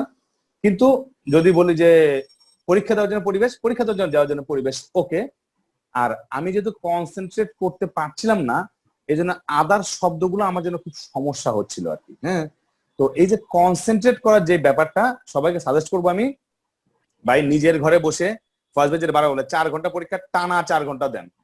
এর মধ্যে পানি খেতে উঠলাম 5 মিনিটের জন্য, 2 মিনিটের জন্য একটু 3P একটু পজ করে গিয়ে একটু পানি খেয়ে আসলাম, এটাই ভাই সমস্যা করবে। 160-70টা প্রশ্নের পরে আর ইচ্ছে করবে না বসে থাকতে। এই যে 150-এর পরে থেকে 200 পর্যন্ত টানাটা আমার জন্য খুব কষ্টকর হয়েছিল আর কি। বাসায় যখন প্র্যাকটিস করছি তখন আমার সেটা কষ্টকর হচ্ছিল, পরীক্ষা হলেও সেখানে আমার কষ্টকর হয়েছে আর কি। মনে হয় দূর কখন শেষ হবে, আমার কখন উঠবো। তো এই 4 ঘন্টা একটানা 90 মিনিটের পরে 10 মিনিট ব্রেক নিয়ে যে করতে পারাটা, এটা হচ্ছে একটা বড় চ্যালেঞ্জ। আর 90 মিনিটের পরে যখন আমার 90টা কোশ্চেনের পরে যখন আমরা দেখলাম যে 112 মিনিট চলে গেছে, তারপরে আসলে মুখ চোখে পানি টানি দিয়েছে, 2 মিনিট আগে ডেস্কে বসলাম, ডেস্কে বসে আল্লাহর কাছে একটু 2টা মিনিট চোখ বন্ধ করে আল্লাহর কাছে দোয়া করো, আল্লাহ তুমি ইজ্জতের মালিক, তুমি যা করো করো আল্লাহ। হ্যাঁ, তো তারপর 110টা পার হয়ে গেছে ভাই, আলহামদুলিল্লাহ, আল্লাহর শুকরিয়া পার হয়ে গেছে। আপনি তো ভালো এই ভাই, করছেন, আপনি তো আচ্ছা। আপনার টোটালটা অ্যাবাভ টার্গেটের উপরে আসছে। আপনি মনে হয় 3টাতে না 4টাতে মনে হয় অ্যাবাভ টার্গেট, 1টাতে মনে হয় টার্গেট না 2টাতে টার্গেট ছিল। হ্যাঁ হ্যাঁ হ্যাঁ হ্যাঁ হ্যাঁ আপনার টোটাল তো আপনার অ্যাবাভ টার্গেটে আসছে। সো হ্যাঁ, এনিওয়ে, total level target।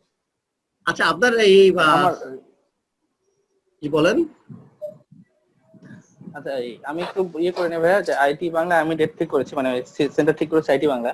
তো ওইখানে কয়টা কোশ্চেন ছিল, একটা হচ্ছে ভাই ওরা ওই আপনার আইডেন্টিটি কি নিয়ে যেতে হয়েছিল, আর ওরা কি ব্রেন ড্যাম্পিং করতে দেয়?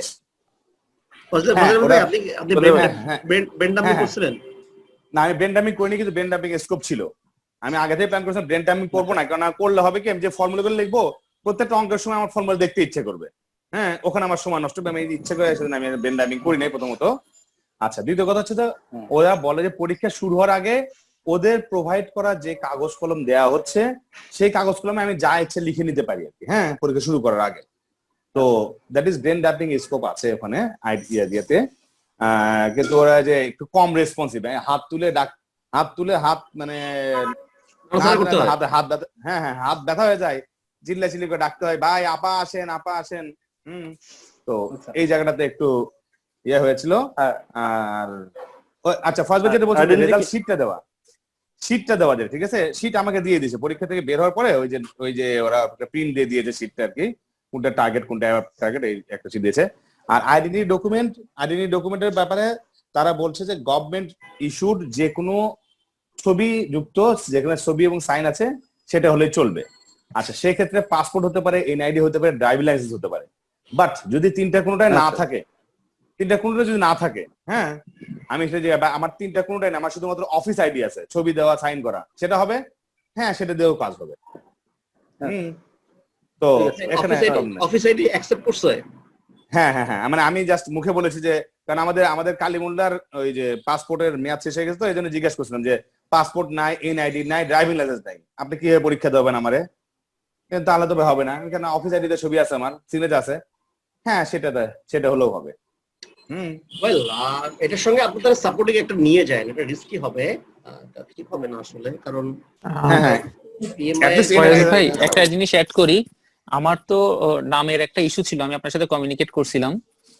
তো হচ্ছে আমি ওদের কাছে একটা মেইল করছিলাম, তো ওরা মেইলটা কিন্তু উইদিন 6-7 আওয়ার্স এর মধ্যেই ওরা রেসপন্স করে, এবং ওই মেইলটাতে ডিটেইল থাকে। PMI কথা বলছেন নাকি? জি, পিএমআই তে, হ্যাঁ, পিএমআই তে যদি দেন তাহলে ওরা একটা রিপ্লাই করে, ওখানে একদম ডিটেইল লিখে দেয়। ওইটা থাকলেও মনে হয় সেন্টারে কোনো ঝামেলা করবে না, কারণ আমি সেন্টারে কথা বলছিলাম, ওরা বলছে পিএমআই থেকে আপনাকে যদি কোনো কিছু ইনস্ট্রাক্ট করে, ওটা বললেই ওরা ওটা একসেপ্ট করে নিবে।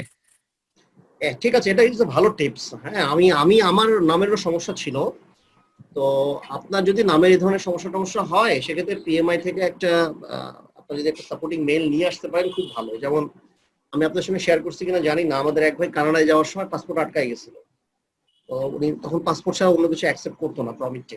তো উনি তখন ওই এমবেসি থেকে একটা মেইল নিয়ে আসছিলেন, ওটা প্রমিটিকে দেখাইছে, প্রমিটিকে অ্যাকসেপ্ট করছে। তো আমার পিএমআই গাইডলাইন অনুযায়ী আপনার যদি গভর্নমেন্ট ইস্যুড কোনো আইডেন্টি না থাকে, সেক্ষেত্রে আপনাকে 2টা আইডেন্টিটি নিয়ে যেতে বলছে, একটা অফিস আইডির সঙ্গে আরেকটা।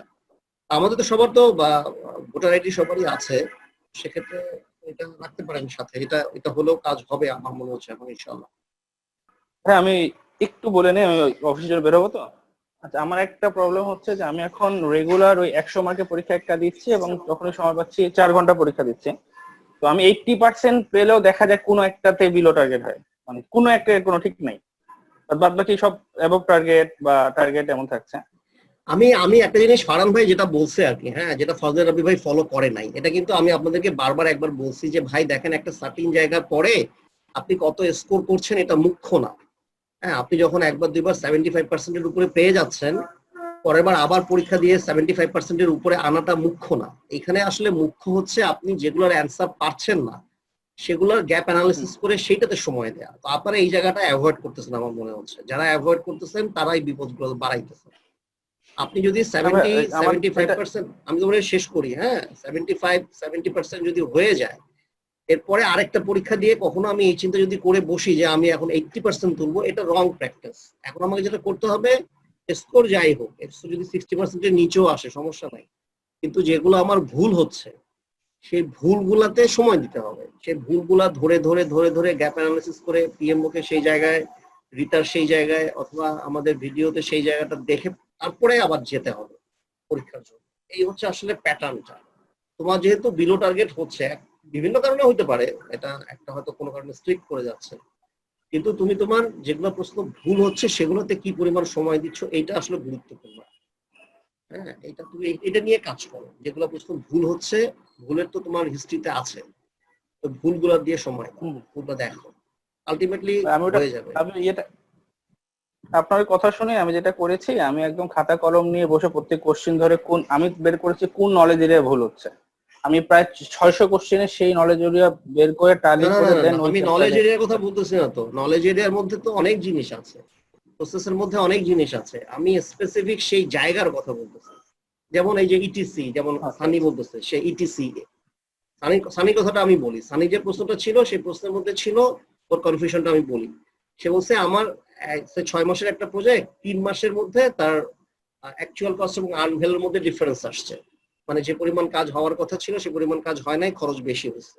কিন্তু সেই প্রশ্নে আবার একটা জিনিস বলছে, এখন থেকে পরবর্তী যে কাজটা আছে এই কাজটার মধ্যে কোনো ডেভিয়েশন আসবে না। তার মানে এখানে খুব সিম্পলি আমি যদি আমার যে বিএসসি আছে সেটাকে যদি আমি ইভি দিয়ে বিয়োগ করে আমি ওই কাজের ভ্যালুটা পেয়ে যাব। সেখানে বলেই দিচ্ছে যে আমার যে কাজটা হবে সেই কাজের মধ্যে ওই পরিমাণ টাকাই খরচ হবে। তো এই জিনিস, এই কনসেপ্টের কথা বলতেছি। এগুলো যখন তোমার ক্লিয়ার হবে তখন তুমি এই ধরনের ভুল আর করবা না।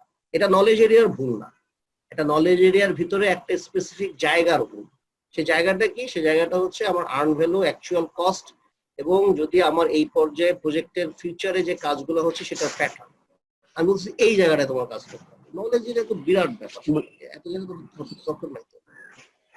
ঠিক আছে, মানে জায়গা খুঁজে খুঁজে বের করতে হবে। জায়গা, যে আমার ফুটবল টিম যেমন জায়গা খুঁজে খুঁজে বের করে, আমার ডিফেন্সের উইক, বাম পাশটা উইক, ডান পাশটা উইক, এরকম জায়গা, তখন স্কোপ বেড়ে যাবে।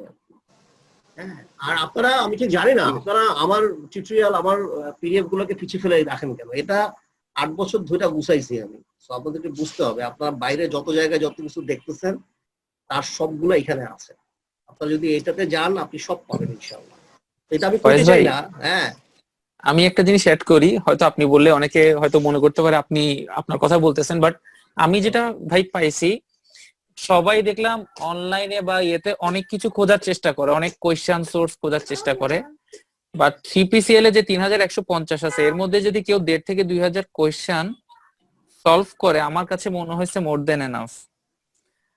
মানে এইখানে এগুলো আসলে সব জায়গারই আছে এবং প্র্যাকটিস করাটা মোস্ট ইম্পর্টেন্ট। মানে আমার কাছে মনে হয়েছে আর কি, অনেকে বিভিন্ন জায়গায় কোয়েশ্চেন খুঁজে, দরকার নাই, এটা যদি কেউ ফলো করে মোর দেন এনাফ। থ্যাংক ইউ ভাই। আগে পোলাপাইন কি করতে জানেন? তারা তো এই ভিডিও ছিল না, তারা শুধু আমার পিপিটি গুলাই করে যেত, গিয়া পরীক্ষা দিয়ে পাস করে। এখন এটা করতে তো শরমও লাগে। তো আপনারা এমন জায়গায় এমন কিছু খুঁজে এমন কিছু প্রশ্ন করে আমার এখানে হোয়াটসঅ্যাপ গ্রুপে পেস্ট করেন, আমার দেখে তখন মেজাজটা খারাপ হয়ে যায়। এটা আমি ভিডিওতে কত সুন্দর করে ডিসকাস করছি। যেমন কালিমুল্লাহ ভাই কয়েকদিন আগে বলতেছে কো-রিলেশন আর টাইপ ম্যাট্রিক্স যে এক জিনিস, এটা উনি জানে না। উনি আমার এইটার যাক গিয়ে দেখুক আমি এটা ডিসকাস করছি কি করি। এখন আমি ধরে নিচ্ছি উনি আসলে আমাদের ভিডিও গুলো দেখে না। দেখে উনি নেটে সার্চ দিয়ে আবজার্ভ জিনিস মাথার মধ্যে ঢুইকার দাম করে পরীক্ষা হবে। এটা দায়িত্ব কে নিবে? এটা দায়িত্ব কালিমুল্লাহ ভাই নিবে, আমি নিব নাকি? বুঝেন নাই কালিমুল্লাহ ভাই? ভাই কথা পুরো সত্য ভাই, কথা পুরো সত্য। আসলে সত্যি কথা সত্যি ফার্স্ট ভাই, যে আসলে আমি ব্যক্তিগতভাবে আসলে অনেক বেশি দৌড়াদৌড়ি করছি এদিক ওদিক, ডান অনেক দৌড়াদৌড়ি করছি, ঠিক আছে। But at the end of the day আসলে দেখছি যে 3P সিমুলেটর, এই যে 3P যে লেকচার শিট গুলো, ভিডিও, হ্যাঁ, মানে 3P থেকে যে জিনিসগুলো দেওয়া হচ্ছে, হ্যাঁ, যে ভিডিও, লেকচার শিট এবং 3P সিমুলেটর, এটাই যথেষ্ট। এর সাথে PMI এরটা করলাম আমি সিম্পলি লার্ন, এর বাইরে আর যাওয়ার দরকার নেই আসলে। সময় নষ্ট হবে আর কি, আপনি যান অসুবিধা নাই, মানে আমি যেটা বলছি পরীক্ষার জন্য দরকার নাই, লার্নিং ইজ অলওয়েজ গুড, আপনি যান দেখেন অসুবিধা নাই, কিন্তু আপনি যদি পরীক্ষার আগে এগুলো দেখেন সময় নষ্ট হবে, আপনি আরো সময় দিচ্ছেন না আর কি, এটা পরীক্ষার পরেও দিতে পারবো, সমস্যা নাই। আর আমি তো আসলে এগুলা রিতা মালকাহি, পিএমবক এগুলো থেকে আমি জিস্ট গুলো নিয়ে এসে করছি, আপনারা যেটা খুঁজে বের করতেছেন কষ্ট মষ্ট করে সেটা আসলে এখানে আছে। এই হচ্ছে আমার ওই জিনিসটা, সানি যেটা বলছে সেটা সেটা আমার আসলে একটু ফোকাস করতে হবে, ও টাইমের ফরম্যাটটা এটা আমার মাথায় ছিল না, দ্যাটস ভেরি গুড। আচ্ছা আর এখানে তারপরে আরেকটা জিনিস অ্যাড করতে চাই ভাই। বলো। জিনিসটা হচ্ছে যে আপনি যেটা বললেন যে মানে এটা ডিপেন্ড করে একটা মানুষের উপর। আমি যেমন আমার এক্সাম্পল বলি, আমার কাছে অলমোস্ট 20 জিবির মতো আমার কাছে ম্যাটেরিয়াল আছে পিএমপি, আমি নিজে ডাউনলোড করছি, এগুলো পড়ছি, বাট আমি প্রত্যেকটা সোর্স আলাদা আলাদা করে পড়ি। আমি জাস্ট তত্ত্ব কিনেই যতটুক আমার পিএমবককে সাপোর্ট করার জন্য লাগে, আমার মাথার মধ্যে পিএমবকটা আগে থাকে, তারপর আমি সেটার সাথে বুঝার সাপোর্টিং গুলো নিই বিভিন্ন ইউটিউব থেকে, এখান থেকে ওখান থেকে, বই থেকে, বিভিন্ন রেফারেন্স বই থেকে, আমি ওইভাবে পড়াটা করি। আপনি যদি মনে করেন যে না আপনি গুলায় ফেলবেন, তাহলে ইউ ফোকাস অন 3PCL এবং ওটাই মোর দ্যান গুড এনাফ, আর কিচ্ছু লাগবে না আপনার। বাট আপনি যদি শিখতে চান, যেমন আমি অ্যাকচুয়ালি পিএমপি শিখতে চাইছি, যেটা একটা thought process, it's a methodology, এটা জাস্ট একটা সাবজেক্ট পড়ে ডিগ্রি পাচ্ছেন সেটা না, এটা একটা মেথোডোলজি, এটা প্রজেক্টে অ্যাপ্লাই করতে হবে, আমাকে শিখতে হবে কিভাবে অ্যাপ্লাই করতে হবে, যার কারণে আমি প্রচুর বই পড়ছি। কিন্তু প্রত্যেকটা রেফারেন্স, প্রত্যেকটা জিনিস আমার জাস্ট পিএমবককে আমার কি বলে রিইনফোর্স করছে, আর কিচ্ছু না। আমি যেন প্রত্যেকটা জিনিস আমি আলাদা আলাদা জানি যে কোন জায়গা থেকে আমি কি পড়ছি, কি নিছি, আমার সেটা মাথায় আছে। যদি এটা ফোকাস করতে না পারেন, জাস্ট 3PCL পড়েন, আর কিচ্ছু লাগবে না। 3PCL এর ভিডিও, পরীক্ষা, বই, আর কিচ্ছু লাগবে না, এটা আমি গ্যারান্টি দিয়ে বলতেছি। এখানে একটা জিনিস অ্যাড করি, সেটা হচ্ছে যে পিএমপি পরীক্ষার এখন যে প্যাটার্ন গুলো আছে না, যারা আপনারা পাস করে ফেলছেন, আপনারা তো এখন পিএমবক নিয়ে কাজ করবেন। পিএমআই কিন্তু ওই লিঙ্কডইন কিছু প্ল্যাটফর্ম আছে, প্লাস আপনারা তো যেহেতু মেম্বার আছেন, ও এগুলো খুব অ্যাপ্রিসিয়েট করে যদি আপনি তাকে কোনো ফিডব্যাক দেন। তো এখানে আসলে দুইটা প্যাটার্ন, যেটা সানি যেটা বলছে ওটা আমি একটু মানে গুছাই যদি বলি আর কি। পিএমআই এর দুইটা প্যাটার্ন, একটা হচ্ছে যে আপনি এক্সাম প্যাটার্ন, একটা এক্সাম পাস করবেন পিএমপি হবেন, সেটা ডিফারেন্ট জিনিস। আরেকটা হচ্ছে আপনি এনহ্যান্সমেন্ট, হ্যাঁ পিএমবক তো চেঞ্জ হয়, এনহ্যান্স হয়। পিএমবক এর মধ্যে প্রচুর উল্টাপাল্টা জিনিস আছে, ভুল আছে, এবং উল্টাপাল্টা জিনিস মানে কি এটা রিভাইজ হচ্ছে, এটা আপডেট হচ্ছে, রিভাইজ হচ্ছে। তো এগুলা কিন্তু যারা পিএমবক নিয়ে কাজ করছে, পিএমপি পাস করছে, তারাই কিন্তু এইগুলো আবার চেঞ্জ করে। সো ইটস নট ওহির মতো কিছু না, ইটস নট আসমানি কিতাব। হ্যাঁ, তো এই অ্যাপ্রিসিয়েশনের জায়গাগুলো কিন্তু আপনার নেটে প্রচুর আছে। তো তখন এই কন্ট্রোভার্সিয়াল জিনিসগুলো চলে আসে, যেটা সানি বলতেছে।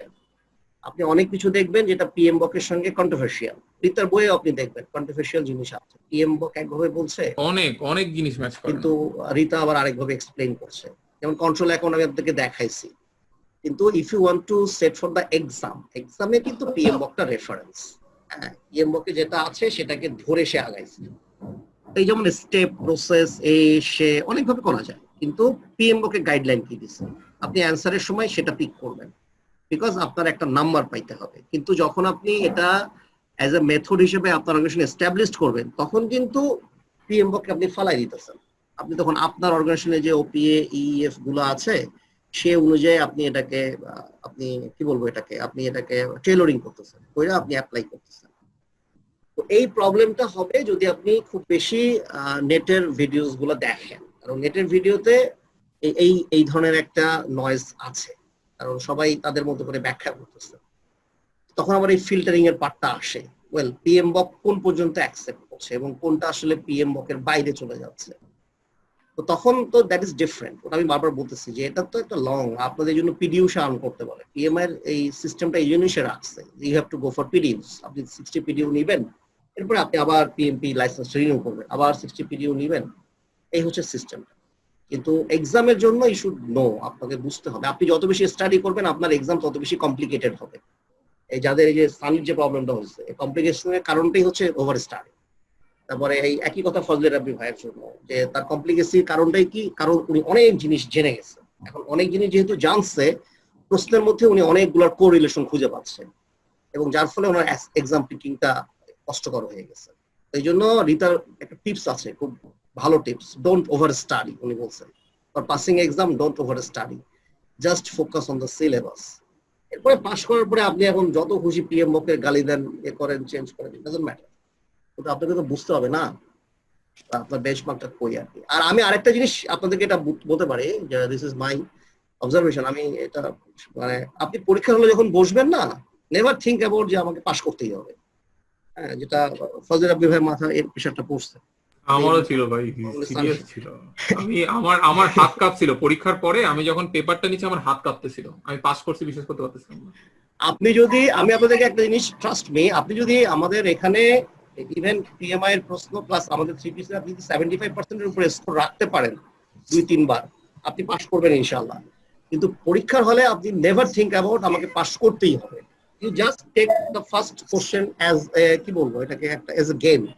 প্রথম প্রশ্ন পারলেন না, জি ভাই, এই প্রেসারটা খুব খারাপ করছে, খুব খারাপ করছে প্রেসারটা। ফয়েজ ভাই আমি হ্যাঁ। একটু অ্যাড করি এখানে, আপনি যে বলতেছেন যে এই ওভার স্টাডি বা যেটা, এই জিনিসগুলো কিন্তু আসতেছে যে আপনার জিপির কোশ্চেনের 70% এর উপর মার্কস তুলতে গেলেই ভাই এই এত কারবার, এত কিছু আমাদের মানে এই যে আমরা পড়ালেখা করতেছি বা এই যে রাব্বি ভাই পাশ করে গেছে, আমাদের কিন্তু এই যে আপনার এই 70% এর উপরে যাওয়ার জন্যই আমাদের কিন্তু এত দুনিয়াদারি গাইটা গুইটা।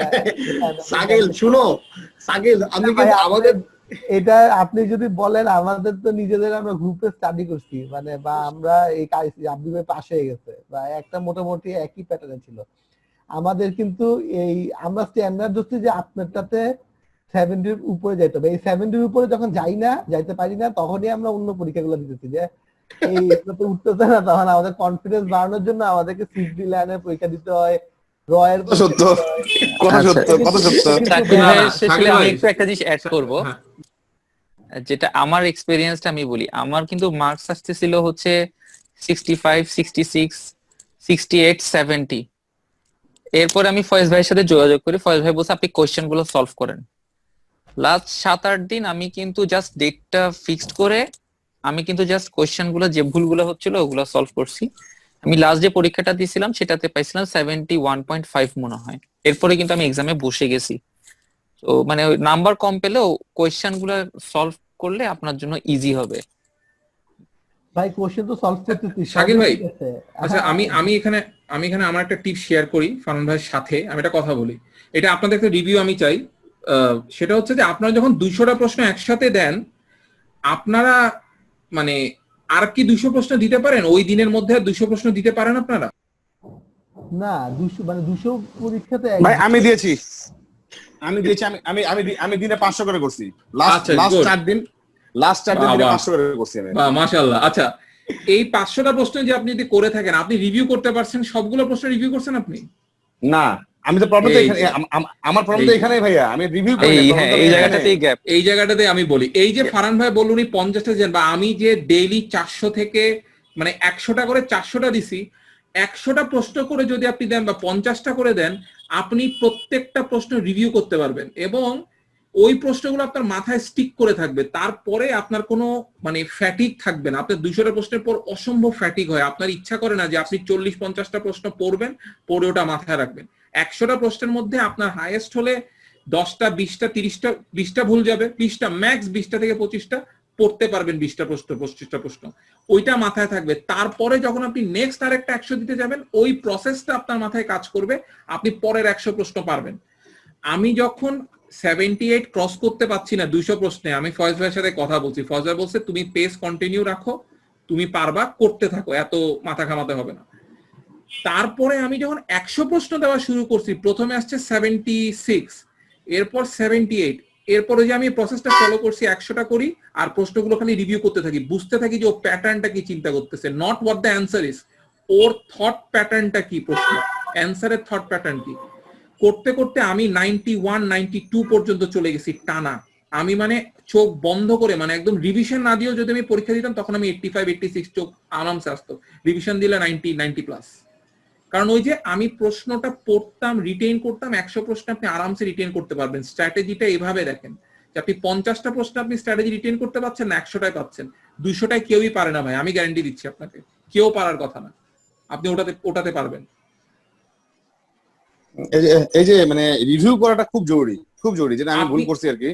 রিভিউ না করে আমার করেন, 50টা করেন, যাই করেন, ওটা করেন, ঠিক আপনি আছে, অবশ্যই পারবেন, গ্যারান্টি দিচ্ছি আমি আপনাকে। আচ্ছা ভাইয়া, আমার একটা হচ্ছে, যারা আগামী ধরেন 1 মাস বা 15 দিনের ভিতর যারা পরীক্ষা দিবে, তাদের এখন কি স্ট্র্যাটেজি ফলো করা উচিত? এখন একটু করেন, মানে মানে এখানে যারা আছে অনেকেই তো আগামী 1 মাসের মধ্যে পরীক্ষা দিবে। তো এখন মানে কোশ্চেন তো একটা বললেন, এর বাইরে আর কোনো স্পেসিফিক গাইডলাইন কিছু বলবেন নাকি? আচ্ছা ফয়েজ ভাই, এখানে একটা জিনিস আপনার সাথে অ্যাড করি, আমি সবাইকে এটা বলি, এটা আমের প্রশ্ন, আমি জানি না ফারহান ভাইরা ফেস করছে নাকি। আমার বেশিরভাগ প্রশ্ন ছিল যদি এইটা না হয় এইটা হয় তাহলে কি হবে। কথাটা মানে এই সিচুয়েশন না, আজকে স্টেক হোল্ডার আসে নাই, কালকে প্রজেক্ট ম্যানেজার চেঞ্জ হয়ে গেছে, পরশুদিন এ চেঞ্জ হয়ে গেছে, পরশুদিন ও চেঞ্জ হয়ে গেছে, তাহলে কি কেস হবে। এটা ছিল আমার বেশিরভাগ প্রশ্ন। সো এইরকম প্রশ্নে কিন্তু ভালো ফোকাস পাইছি আমি। মানে আমি মনে করি যে আমার 30-40% প্রশ্ন এরকম ছিল যে আজকে প্রজেক্ট ম্যানেজার আসে নাই, প্রজেক্ট ম্যানেজার চলে গেছে, স্টেক হোল্ডার 4 মাসের ছুটিতে চলে গেছে, ওই স্পন্সর আজকে নাই, কে সাইন করবে। আমারটা তো প্রশ্ন ছিলই যে স্পন্সর কি কোথায় জানি চলে গেছে, এখন স্টিয়ারিং পিএমও চায় যে তুমি জি কাজ জি জি স্টার্ট করো। পাইছিলেন না রবি ভাই? একদম পাইছিলেন না? হুবহু এই কোশ্চেন ভাই, এই কোশ্চেন হ্যাঁ পাইছি। হ্যাঁ, তুমি তোমার স্পন্সর চলে গেছে, এখন তোমাকে পিএমও চাই, তুমি স্টার্ট করো, তুমি কাকে দিয়ে স্টার্ট করো বা তুমি কে হ্যাঁ সাইন হ্যাঁ অফ হ্যাঁ করবে। এটা হুম হুম হুম হুম। এই প্রশ্ন অনেক আছে, 30% আমি বলবো যে এই কি বলে এই জি জি, প্রশ্ন আসছে। অধিকাংশ কোশ্চেন এটাই, মানে আমরা যেভাবে কোশ্চেনগুলো পড়ছি না বা অপশনগুলো যেভাবে দেখছি না, আসলে আমার মনে হচ্ছে যে আমি হয়তো কনসেন্ট্রেট করতে পারিনি বলে আমার এরকম লাগছে। কিন্তু আমার কাছে সত্যি কথা বলি ভাই, আমি 200-র মধ্যে আমি খুব বেশি 60 থেকে 70টা নিশ্চিত হয়ে আমার মার্ক করছি, বা এগুলো সব ধান্দার উপর মার্ক করছি। এটা তাহলে তো এরকম হবে, মানে আমি যে যত প্রশ্ন পড়ছি ঠিক আছে, আমি ঠিক রিলেট করতে পারছিলাম না, যে অপশনগুলোর সাথে প্রশ্নটাকে ঠিক রিলেট করা খুব কঠিন হচ্ছিল। যে ওই যে ফয়েজ ভাই যেটা বললেন আপনাকে যে আমরা ওভার স্টাডি করে ফেলছি, ফারহান ভাইয়ের এই জিনিসটা আমার ভালো লাগছিল। ফারহান ভাইকে আমি আগেও হ্যাঁ বলছিলাম হ্যাঁ যে হি হ্যাঁ স্টাডিড হোয়াট ওয়াজ রিকোয়ার্ড। আমি মেবি আমি অনেক ওভার স্টাডি করছি, এটা তো ফয়েজ ভাই অলরেডি আমার বহুবার মারছেন। ফয়েজ হ্যাঁ ভাইয়ের হ্যাঁ সাথে হ্যাঁ, এটা আমার কমপ্লেন না না, আছে, বহুত বকছেন ফয়েজ ভাই, বাট এটা হয় ভাই। আমার আচ্ছা, এখানে আমি এখানে শাকিল ভাইয়ের একটা কোয়েশ্চেন করছিল, নেক্সট 1 মাসের মধ্যে যারা পরীক্ষা দিতে যাচ্ছে তারা আসলে কি চিন্তা করতেছে। আমি আমার দিক থেকে একটু করে বলি। আমার মনে হয়েছে আপনারা আসলে আগে প্রথমে পরীক্ষার ডেটটা ফিক্স করে ফেলেন, যে আমি নেক্সট 15 ডেজ এর মধ্যে দিয়ে দিব। আমি নেক্সট 15 ডেজ আমি টানা একটু পড়াশোনা করে কোয়েশ্চেন সলভ করে পরীক্ষায় বসে যাব। কারণ আমার ক্ষেত্রে যেটা হয়েছে, এটা আমার পার্সোনাল ওপিনিয়ন, আমি যখন 7 দিনের মধ্যে আমি ডেট ঠিক করে ফেলছি, আমি আসলে লাস্ট 1 উইক প্রতিদিনই মোটামুটি 2-3-4 ঘন্টা করে পড়াশোনা করছি, অফিস করে এসে হলেও সলভ করছি, পরীক্ষায় বসছি, হয়ে গেছে। এটা কিন্তু আমার মনে হয় না এমন যে আপনি 100% স্কোর করে তারপরে বসলে পাস করবেন, জিনিসটা এরকম না। যতটুকু আছে ততটুকু প্র্যাকটিস করে আপনারা আগে গেলেই পারবেন। এখানে অনেকে আছে যারা অনেক স্টাডি করছেন, বাট 100% অ্যাকুরেসির জন্য কেউ টার্গেট করেন না আর কি। এটা হচ্ছে আমার পার্সোনাল ওপিনিয়ন। হ্যাঁ, সবাইকে একটা কথাই সানি বলবা, বলো। বলতেছি, সবাইকে একটা কথাই মাথায় রাখতে হবে, ওরা আপনার থট প্রসেসটা চিন্তা করবে। থট প্রসেসটা পিএম বকের সাথে অ্যালাইন করেন। ফয়েজ ভাই যেভাবে ভিডিওতে বলছেন ওইভাবে থট প্রসেসটা অ্যালাইন করেন। পড়াটা important just to get the idea, but আপনার থট প্রসেসটা পিএম বক আর ফয়েজ ভাই যেভাবে ভিডিওতে এক্সপ্লেন করেন ওই প্রসেসের সাথে অ্যালাইন করেন নিজেকে। ওই প্রসেসের সাথে অ্যালাইন করলে আপনি যদি প্রশ্ন সলভ করতে থাকেন এক্সাম সিমুলেটরে, আপনার থট প্রসেস অ্যালাইন হতে থাকবে। আর যেভাবে বললাম 50-50 করেন, 100-100 করেন, 200 করতে যায় না, 200-তে আপনি কিছু করতে পারবেন না। আমি কিছু মানে বটম লাইন বলতে পারি। হ্যাঁ, এখন আপনারা যে প্রশ্নগুলো সলভ করছে পরীক্ষা দিচ্ছেন, এটাই আসলে পিএমপি পরীক্ষা এরকমই আসলে হয়। মাঝখানে কয়েকজন জানি না, তারা খুব ইজি বলে গেছে, তারা হয়তো সেই সময় পিএমআই আমি জানি না, তারা হয়তো প্রশ্ন হয়তো এরকম পাইছে আর কি। But what actually you are facing now, that is actually real PMP exam. হ্যাঁ, এক্ষেত্রে মানে প্রজেক্ট ম্যানেজারের যে রেসপন্সিবিলিটি আছে না, ওইটা আসলে বুঝতে হবে, অ্যাকাউন্টেবিলিটি। আপনি যদি এভাবে চিন্তা করেন তাহলে জিনিসটা খুব ইজি হবে। যে স্পন্সর যিনি আছেন উনি একটা চেঞ্জ করার জন্য একটা বাজেট অ্যালোকেট করে অথরিটি ডেলিগেট করে পিএম কে দিয়ে দিছে। এখন পিএম কে এটা শেষ করতে হবে, এই হচ্ছে মূল জিনিসটা। পিএম কিন্তু স্টপ করবে না। এখন পিএম কে প্রজেক্টের ডেলিভারেবলটা কমপ্লিট করে শেষ করে এখান থেকে বের হয়ে আসতে হবে। এখন এই তারপরে বাকি জিনিসগুলো চলে আসতেছে। স্টেক হোল্ডার, তাকে এখানে যেতে স্টেক হোল্ডার আছে তাদেরকে অনবোর্ড করতে হবে। কেন অনবোর্ড করতে হবে? ওই প্রজেক্টটাকে শেষ করতে হবে। তো আবার প্ল্যান, বেজলাইন গুলো সে অ্যাপ্রুভ করে নিচ্ছে। কেন অ্যাপ্রুভ করে নিচ্ছে? প্রজেক্টটাকে শেষ করতে হবে। তো টিমকে সে নিয়ে আসছে, টিমকে কেন নিয়ে আসছে? প্রজেক্টটাকে শেষ করতে হবে। তো মূল ফোকাস আসলে সবসময় এরকমই রাখতে হবে যে না, প্রজেক্টে আমি শেষ করব। তারপরে আপনি এখন এখানে এথিক্স, পিএমআইজম এন্ড আদার্স এগুলো অ্যাপ্লাই করবেন। তো যখনই দেখবেন যে না এখানে প্রজেক্ট শেষ করার একটা প্রশ্ন আসতেছে, প্রায়োরিটি আসলে ওই ধরনের জিনিসই আসবে। সো স্পন্সর নাই, চলে গেছে, আমাকে প্রজেক্ট শেষ করতে হবে। বেজলাইন সরে যাচ্ছে, আমাকে বেজলাইন ঠিক রাখতে হবে। বাকি তারপর অপশনগুলো দেখতে হয় যে কোন অপশনটা মোস্ট অ্যাপ্রোপ্রিয়েট। যে কাজটা হয়ে গেছে সে কাজটার জন্য তো এখন আপনি এই কাজটা হয়েই গেছে, ভুল হয়ে গেল, এখন কি করবেন? এখন লেসন লার্নে যাবেন। এই যে প্যাটার্ন গুলা, এটা ঠিক বলছেন আপনারা যে আসলে এই থট প্রসেসটাকে বুঝা, পিএমআই এই থট প্রসেসটা নিয়ে আসলে কাজ করতেছে আর সবাইকে প্রোঅ্যাক্টিভলি দেখা, এগুলো খুব বেসিক জায়গা। এই হচ্ছে নাম্বার 1 টিপস। নাম্বার 2 টিপস হচ্ছে যে এটা অবশ্য মানে ওয়ার্ল্ড ওয়াইড সবাই বলে, এটা ইটস নট মাই টিপস। সেটা হচ্ছে যে আপনি যখন কিছু পড়াশোনা করবেন, পিএম বক, রিতা মালকাহি, অথবা আপনি যখন পিএমআইজম নিয়ে একটা সময়, আপনার সবাই এখানে কোয়ালিটি টাইম দিচ্ছেন, 2-3 মাস 4-5 মাস ধরে এখানে সময় দিচ্ছেন। তো সেক্ষেত্রে আমরা যেটা বলি যে আপনি আপনার ইন্টেনশন যেটা বলছে, আপনি প্রশ্ন দেখছেন, অপশন দেখছেন। এই যে যেমন ফজলে রাব্বি ভাই বলছে আমি 60টা প্রশ্নে কনফার্ম ছিলাম, বাকি 140টা প্রশ্ন আমি কনফার্ম না। তো তখন আমরা বলি আপনার ইন্টেনশন কি বলছে, যে কি হওয়া উচিত। তো এখানে কিন্তু আবার দেখেন ওই প্রথম জিনিসটা কিন্তু আবার আসবে, আপনি পিএমআই এর থট প্রসেসটা বুঝতে পারছেন কিনা। যদি থট প্রসেস বুঝতে পারেন তাহলে সেটা মাথায় রেখে এখন এইখানে আপনি দেখেন এই 4টার মধ্যে কোনটা আসলে আপনার জন্য মনে হচ্ছে ঠিক, এটাই আসলে ঠিক, এখানে কনফিউশনের কিছু নাই। তো এখানে তখন আসলে নয়েজ গুলা ঢুকে। নয়েজের মধ্যে একটা নয়েজ হচ্ছে যে আপনি যদি আপনার এনভায়রনমেন্টকে এখানে ঢুকায় ফেলান, আপনার এনভায়রনমেন্টের প্রশ্ন সে করে নাই, সে করছে একটা স্ট্যান্ডার্ড এনভায়রনমেন্টের প্রশ্ন। আমাদের দেখা যায় বাংলাদেশি কালচার, আমাদের কোম্পানি কালচার ঢুকে যায়। আরেকটা নয়েজ ঢুকে ওভার স্টাডির কারণে, যেটা আসলে আপনারা ফেস করতেছেন। কারণ ওভার আপনি যখন প্রচুর পড়বেন আপনার মাথায় তখন প্রচুর সিনারিও চলে আসতেছে, কিন্তু পিএমআই এত সিনারিও কনসিডার করে প্রশ্নটা করে নাই। পিএমআই একটা স্ট্যান্ডার্ড সিনারিও কনসিডার করে প্রশ্নটা করছে। এখন আপনি হয়তো অনেক পড়াশোনা করে অনেক সিনারিও চিন্তা করতেছেন, কিন্তু জিনিসটা আসলে এত কমপ্লিকেটেড না, সে একটা স্ট্যান্ডার্ড। এই জন্য পিএমপি পরীক্ষায় এই চ্যালেঞ্জ গুলো আসে। তখন আপনি যেটা অ্যান্সার পিক করবেন ওটাই আসলে রাইট অ্যান্সার। আর সবচেয়ে বেশি যেটা আমি যেটা মনে করি আর কি, আপনাদের মধ্যে একটা নেশা চেপে যায়, এটা এই নেশাটা খুব ডেঞ্জারাস, যে না আমাকে 90-র উপরে 85-এর উপরে স্কোর রাখতেই হবে, এই নেশা থেকে বাইরে হতে হবে। কারণ আপনি তাহলে পিএমপি পরীক্ষা দিতে পারবেন না। আপনার সে আপনাকে একটা পাস অথবা ফেল সার্টিফিকেট দিবে। হ্যাঁ, এটা হচ্ছে আপনার ওই ভেরিয়েবল অ্যাট্রিবিউট স্যাম্পলিং এর মতো। আপনি পিএমপি পাস করছেন না পিএমপি ফেল করছেন, আপনি এখানে কি পার্সেন্ট, কত পার্সেন্টেজ সার্টিফিকেটে লেখা থাকে, যে বিলো টার্গেট, নিডস ইমপ্রুভমেন্ট দিয়ে পিএমপি পাস করছে সেও পিএমপি লিখছে, আবার যে সবগুলোতে অ্যাবাভ টার্গেট করছে সেও পিএমপি লিখছে। আপনার সবগুলা অ্যাবাভ টার্গেট করতেই হবে। আপনি যদি এই জিনিসটা মাথায় রেখে পরীক্ষার হলে বসেন তাহলে তো আপনি প্রথমেই তো আপনি পিছায় গেলেন, তাই না? তো এই সাইকোলজিক্যাল ব্যাপার এগুলো আসলে ইম্প্যাক্ট করতেছে আপনার। যেমন আপনাদের এখানে অনেকে, হোসেনা ম্যাডাম নাই, তারপরে এই যে নাসিম ভাই, এনারা অনেক পরীক্ষা দিচ্ছে। নাসিম ভাই তো আমার সাথে বকা খাইলো, 91% স্কোর করছে পিএমআই তে। এখন আমারে বলে ভাই আমি এখন কি করব? এখন 91% স্কোর করে যদি আমার জিজ্ঞাসা করে ভাই আমি কি করব, আমি তাহলে কি করবো বল? বলার আছে, বলে সাহস পাইতেছে না। ভাই নাসিম ভাই, আমি বারবার বলছি ভাই আপনি পরীক্ষা দেন এখন, ভাই আপনি একদম পুরা তো এড়ে গেছেন, এখন আপনার এখন পৌঁছে যাবেন কিন্তু আর কি। হ্যাঁ, আরে আপনি আরেকটা জিনিস পরীক্ষা দেন। অ্যাড করি ভাই, সেটা হচ্ছে এই পেজটা বেশি দিন ধরে রাখা সম্ভব হবে না। জি জি তো জি, যখনই একটা ভালো স্কোর আসবে তখনই দিয়ে দেওয়াটা আসলে বেটার, এটা আমার পার্সোনাল ওপিনিয়ন। এইটা নিয়ে আমিও একটু বলি। আমি লাস্ট পরীক্ষার আগের 6 দিন রীতিমতো আমাকে ফাইট করা লাগছে to keep myself going with the exams. আমি যে 100টা করে প্রশ্ন সলভ করছি, রীতিমতো আমার ফাইট করা, কারণ আমার এমন ফ্যাটিক চলে আসছিল যে আমি খালি কোনো মতে পরীক্ষাটা দিই, আমি শেষ করি, আমার ভালো লাগতেছে না। লাস্টের 6 দিন আমাকে পাগল করে ফেলছিল। মানে আমি লাইক যখনই আমার 80 ক্রস করছে একবার, আমি লাইক আমি তো রেডি, আমি দিই, কিন্তু ওই যে 6 দিন গ্যাপ আমাকে রীতিমতো প্রত্যেকদিন ফাইট করা লাগছে নিজের সাথে, যে সকালে উঠে প্রশ্ন সলভ করতে বসে 1 ঘন্টা ব্রেক নাও, আবার প্রশ্ন সলভ করো, এভাবে চলো। মানে ওইটা একটা ভালো স্ট্রাগল ছিল আমার জন্য। আচ্ছা, আমি আরেকটা জিনিস অ্যাড করি ভাই।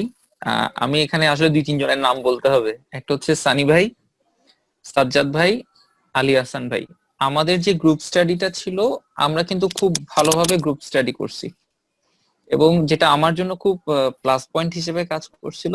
গ্রুপ হয়তোবা দেখা যাচ্ছে বড় গ্রুপে বসলে আমি হয়তোবা অত কথা বলতেছি না, যখন আমরা 4-5 জন মিলে গ্রুপ স্টাডি করতাম, হয়তো সানি ভাই একটা জিনিস পড়াইছে, আমি আবার মুখে মুখে ওটা বলছি, তো আমাকে ওনারা প্রচন্ড হেল্প করছে। তো আমি বলবো যারা গ্রুপে আছেন, গ্রুপ স্টাডিটা একটু রেগুলার কন্টিনিউ করেন, তাহলে কনফিডেন্সটা বাড়বে, টার্মস গুলো মুখে মুখে চলে আসবে। এবং এই যে বললো না যে প্রিয়ামাইজম, যেটা কি চিন্তা করতেছে, কারণ আমি একরকম চিন্তা করতেছি, সানি ভাই হয়তো আরেক রকম চিন্তা করতেছে, কিন্তু অ্যাকচুয়ালি কোনটা হবে ডিসকাশন করতে করতে টার্মস গুলো মুখে আসে। সো এটাও আসলে করলে ভালো হয় আর কি। এখানে আমিও একটু বলবো যে this has been a blessing, complete blessing, যে আমরা 4 জন বসে ইয়া করতে পারছি। সেটা হচ্ছে যে আমরা যখন মানে আলী হাসান ভাই, ফারহান ভাই, it's like ideas get bounced off one another, idea bounce হইতো আমাদের এক অন্যের সাথে, এবং আমরা একে অন্যকে সাপোর্ট দিতাম যে আপনি আজকে আসতে পারেন, আচ্ছা আমরা এই কথা বলছি ওইটা, বা আপনি করতে পারবেন, কষ্ট করতে থাকেন। যেমন ফারহান ভাই আর আমি কথা বলতাম, আলী হাসান ভাই আমার কথা হইতে থাকবে, আমরা সবাই এক অন্যকে সাপোর্ট দিয়ে দেওয়ার চেষ্টা করছি, এখনো করি যে ভাই করেন, হবে, পারবো। যেমন আপনাদেরকেও আমরা বলতেছি, সবাইকে যারা যারা পরীক্ষা দেন তাদেরকেও আমরা বলতেছি, যেমন ফয়েজ ভাই আমাদেরকে দেন, সাপোর্টটা সব সময় রাখবেন। গ্রুপ স্টাডিতে সাপোর্ট সিস্টেমটা খুব ভালো কাজ করে, কনফিডেন্স আছে, খুব কনফিডেন্স আছে। আচ্ছা, এখন কারো কোনো প্রশ্ন আছে কিনা আলাদা করে? এন্ড আপনাদের টিপস, ছোট করে যদি টিপস দেন, যে রাব্বি ভাই থেকে শুরু করি না, রাব্বি ভাই আপনার টিপস গুছান। যে এনকারেজ, আমি চিন্তা করছিলাম, আমি এখন আমার কথা বলি, 100 টার্গেট নিয়ে নামছিলাম, আমি ভাবছিলাম যে এই মাসে অ্যাটলিস্ট 75-এ চলে আসবে, তো 82-তে ঘোরাঘুরি করতেছে আর কি। আপনাদের সবাই পাস করে যাবেন ইনশাআল্লাহ। এত সময় দেওয়ার পরে যদি কেউ পাস না করতে পারেন, এটা আসলে তখন ইটস এ ডিজাস্টার, পাস করা উচিত। ভাই আসসালামু আলাইকুম। ভাই আমার একটা কোশ্চেন ছিল, সরি টু ইন্টারাপ্ট। আমি মোহাম্মদ শাকিল খান। তো ভাই আমার প্রশ্ন হচ্ছে যে আমি তো মানে প্রথমে ভিডিওগুলা দেখে শেষ করলাম, এরপর কি আমি পিএম বকটা দেখবো নাকি আমি জাস্ট মানে ইয়াটা দেখবো, ওই যে রীতা মালকাহি, কোনটা দেখা উচিত? আর রীতা মালকাহিটা শেষ করব আসলে কোন প্যাটার্নে শেষ করব? জাস্ট রিডিং পড়ে শেষ করে ফেলবো এক্সামে যাওয়ার আগে, নাকি এর আগে এক্সাম সিমুলেটরের রাব্বি ভাই কি করবেন, উনি প্র্যাকটিস গুলো করব? টিপস। হ্যাঁ ভাইয়া, আমার প্রথম কথা হচ্ছে ভাইয়া, প্রথমত আপনাকে পিএম বক বা রীতা মালকাহি যদি না পড়ে থাকেন, হ্যাঁ তাহলে পড়ছি পিএম বক, একটু কঠিন লাগে। আচ্ছা আপনাদের তাহলে রীতা ধরে যান, ঠিক আছে? মানে আমি নরমালি সাজেস্ট করি যে পিএম বকটা একবার পড়বেন, পরে পিএম বকে অনেক কিছু ক্লিয়ার থাকবে না, এই ক্লারিফিকেশনের জন্য আপনি রীতাতে যান, ঠিক আছে? রীতাতে মনে রাখবেন, রীতাতে অনেক কিছু আছে যেটা পিএম বকের মধ্যে নাই। যেমন এই যে টিপিএ একটা কনসেপ্ট আছে রীতাতে, সেটা পিএম বকে খুব কম করে বলা আছে সেখানে। তো বলবো যে পিএম বকটাকে ইয়ারিস্টিক ধরে ওটার ব্যাখ্যার জন্য আপনি রীতাতে যান, বাট দুটা বই আপনি অ্যাটলিস্ট 2 বার করে পড়েন ভাইয়া।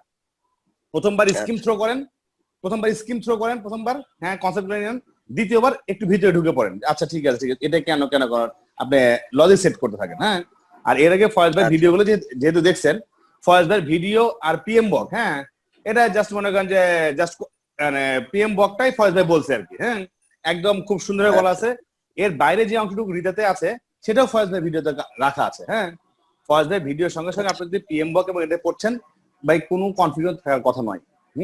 কিন্তু আগে দুটো পড়েন, তারপরে পরীক্ষাতে যান, বস আগে পরীক্ষাতে যান না, কনসেপ্ট ক্লিয়ার করে এটা মানে আমার মনে হয় যে সবচেয়ে ভালো হবে এটা আর কি, অন্যদের অন্য মত থাকতে পারে। ধন্যবাদ। আপনাকে মিনিমাম 2 বার পিএম বক শেষ করতে হবে before you actually touch the exam, minimum 2 বার। তারপর 2 বার শেষ করলেন, যেগুলো কনফিউশন আছে সেটা রিটা। আর ওই ফয়েজ ভাই এখানে আরেকটা বিষয়, যে আপনি যেটা আমাদেরকে বলতেন যে যদি রিটার মধ্যে সমস্যা থাকে তাহলে হেড ফার্স্টে আরো সহজভাবে ডায়াগ্রাম দিয়ে ছোট মানে একদম ছোট পার্টে ভেঙে বলা আছে। যদি রিটাতে সমস্যা হয় তাহলে হেড ফার্স্ট করবেন, হেড ফার্স্টে হলে কোনো সমস্যা। হেড ফার্স্ট এতই সিম্পল ভাবে বলা যে এটা পিএম বকের সাথে অতটা অ্যাপ্লিকেবল হয় না, বাট একদম মানে না বুঝলে, মানে যেটা টপিকটা মাথাতেই ঢুকতেছে না, হেড ফার্স্ট করলে মাথার মধ্যে অবশ্যই ঢুকবে। তো এটা 3টা স্টেপ আছে, ভেঙে দেখতে পারেন, এটা আপনার বুঝার উপরে। ওকে ভাই, ঠিক আছে ভাই আমি বলি, ওই যে ওরা যেটা বললো না, সেটা হচ্ছে যে আসলে ওই হেড ফার্স্ট এবং রিটা তো গাইড বই, বুঝছেন না, পিএম বক হচ্ছে রেফারেন্স। তো গাইড বই পড়ে পাস করা যায়, গাইড বই পড়ে যে পাস করা যায় না তা না, কিন্তু রেফারেন্স হচ্ছে পিএম বক। এখন কেন আমরা রিতা হেড ফার্স্ট করি, কারণ পিএম বকে তো এটা পিএম বকে কোনো এক্সাম্পল দেয়া নাই, পিএমওকে শুধুমাত্র ধারা অনুযায়ী সংবিধানের মতো করে লিখে রাখছে। তো এই জন্য রিতা আসছে। রিতাতে কি করছে, রিতা ব্যাখ্যা করছে। আর রিতার মধ্যে প্রশ্ন আছে যেটা পিএমপি পরীক্ষার জন্য দরকার। পিএমওকে কোনো প্রশ্ন নাই, পিএমও বলে গেছে। এই হচ্ছে আসলে জিনিসটা। এখন যখনই কনফিউশন রেজ করবে, আপনি পিএমও বুঝছেন না, আলটিমেটলি রিতায় যাবেন। এখন রিতাও বুঝছেন না, তখন আলটিমেটলি হেড ফার্স্ট। এই হচ্ছে আসলে সিকোয়েন্স। কিন্তু এত সময় আসলে তখন দেখা যায় পাওয়া যায় না। আপনি যদি পিএমও পড়ে বুঝে ফেলেন, সেক্ষেত্রে আপনি রিতা হেড ফার্স্ট পড়লেন না, কোনো সমস্যা নাই। কিন্তু রিতাটা আসলে পড়তে বলি কি কারণে, কারণ প্রশ্নগুলা ওই রিতার প্যাটার্ন ওইভাবে দেয়া আছে। পিএমপি পরীক্ষা যদি আপনি বলেন যে ভাই পিএমপি পরীক্ষার প্রশ্নগুলা কি রকম হয়, সবাই দুনিয়ার সবাই এক বাক্যে বলবে রিতার প্রশ্নের মতো হয়, এইভাবে বলে দেয় আপনি। তার মানে জিনিসটা হচ্ছে যে আপনি যদি পিএমপি পরীক্ষার প্রিপারেশন নেন, Rita is a very good reference. বাকি আপনার সময়ের সঙ্গে মিলাইতে হবে, আপনি এই সময়ের মধ্যে কত কি করতে পারবেন কি না পারবেন সেটা। না ভাই, আমি একটু পিছিয়ে গেছি পড়াশোনায়, কারণ সময় আছে, আমার অসুবিধা নাই। এখন কোভিড পজিটিভ হয়েছে। আমি গত প্রায় 15-16 দিন বাসায় পড়াশোনাই করতে পারিনি, একটা বিশাল গ্যাপও হয়ে গেছে। বিরাট বিরাট অপরচুনিটি ভাই, এটা বিরাট অপরচুনিটি। এই 15 দিন বসে ধাপায়া পড়েন। এই যে আমাদের এক ভাইয়া পাস করে ফেলছে এর মধ্যে, ফারহান ভাই তো মনে হয়। এখন আবার শুরু করছি। রোহেল আসে নাই, রোহেল। আচ্ছা রোহেল ভাই, রোহেলের কোভিড হয়েছে, তখন সে আমাকে নক করছে, ভাইয়া কোভিড হয়েছে, বসে আছি, কি করবো, অ্যাপ্লিকেশন করবো। আগে ও কোর্স করছে অনেক আগে, 17 না 18। জি ভাই। তারপরে সে অ্যাপ্লিকেশন করছে, পরে ওই টিপস টুপস সেদিন আমাকে বললো ভাইয়া পাস করছে। তার মানে মাঝখানে সে আমাকে নক করে নাই, একবার মনে শুধু নক করছিল এক্সামের ব্যাপারগুলো। তো আপনি এখন এটা করেন, হ্যাঁ আপনি ওই এই সময়টা কাজে লাগান, কোভিড থেকে মনটা সরাই ফেলতে হবে।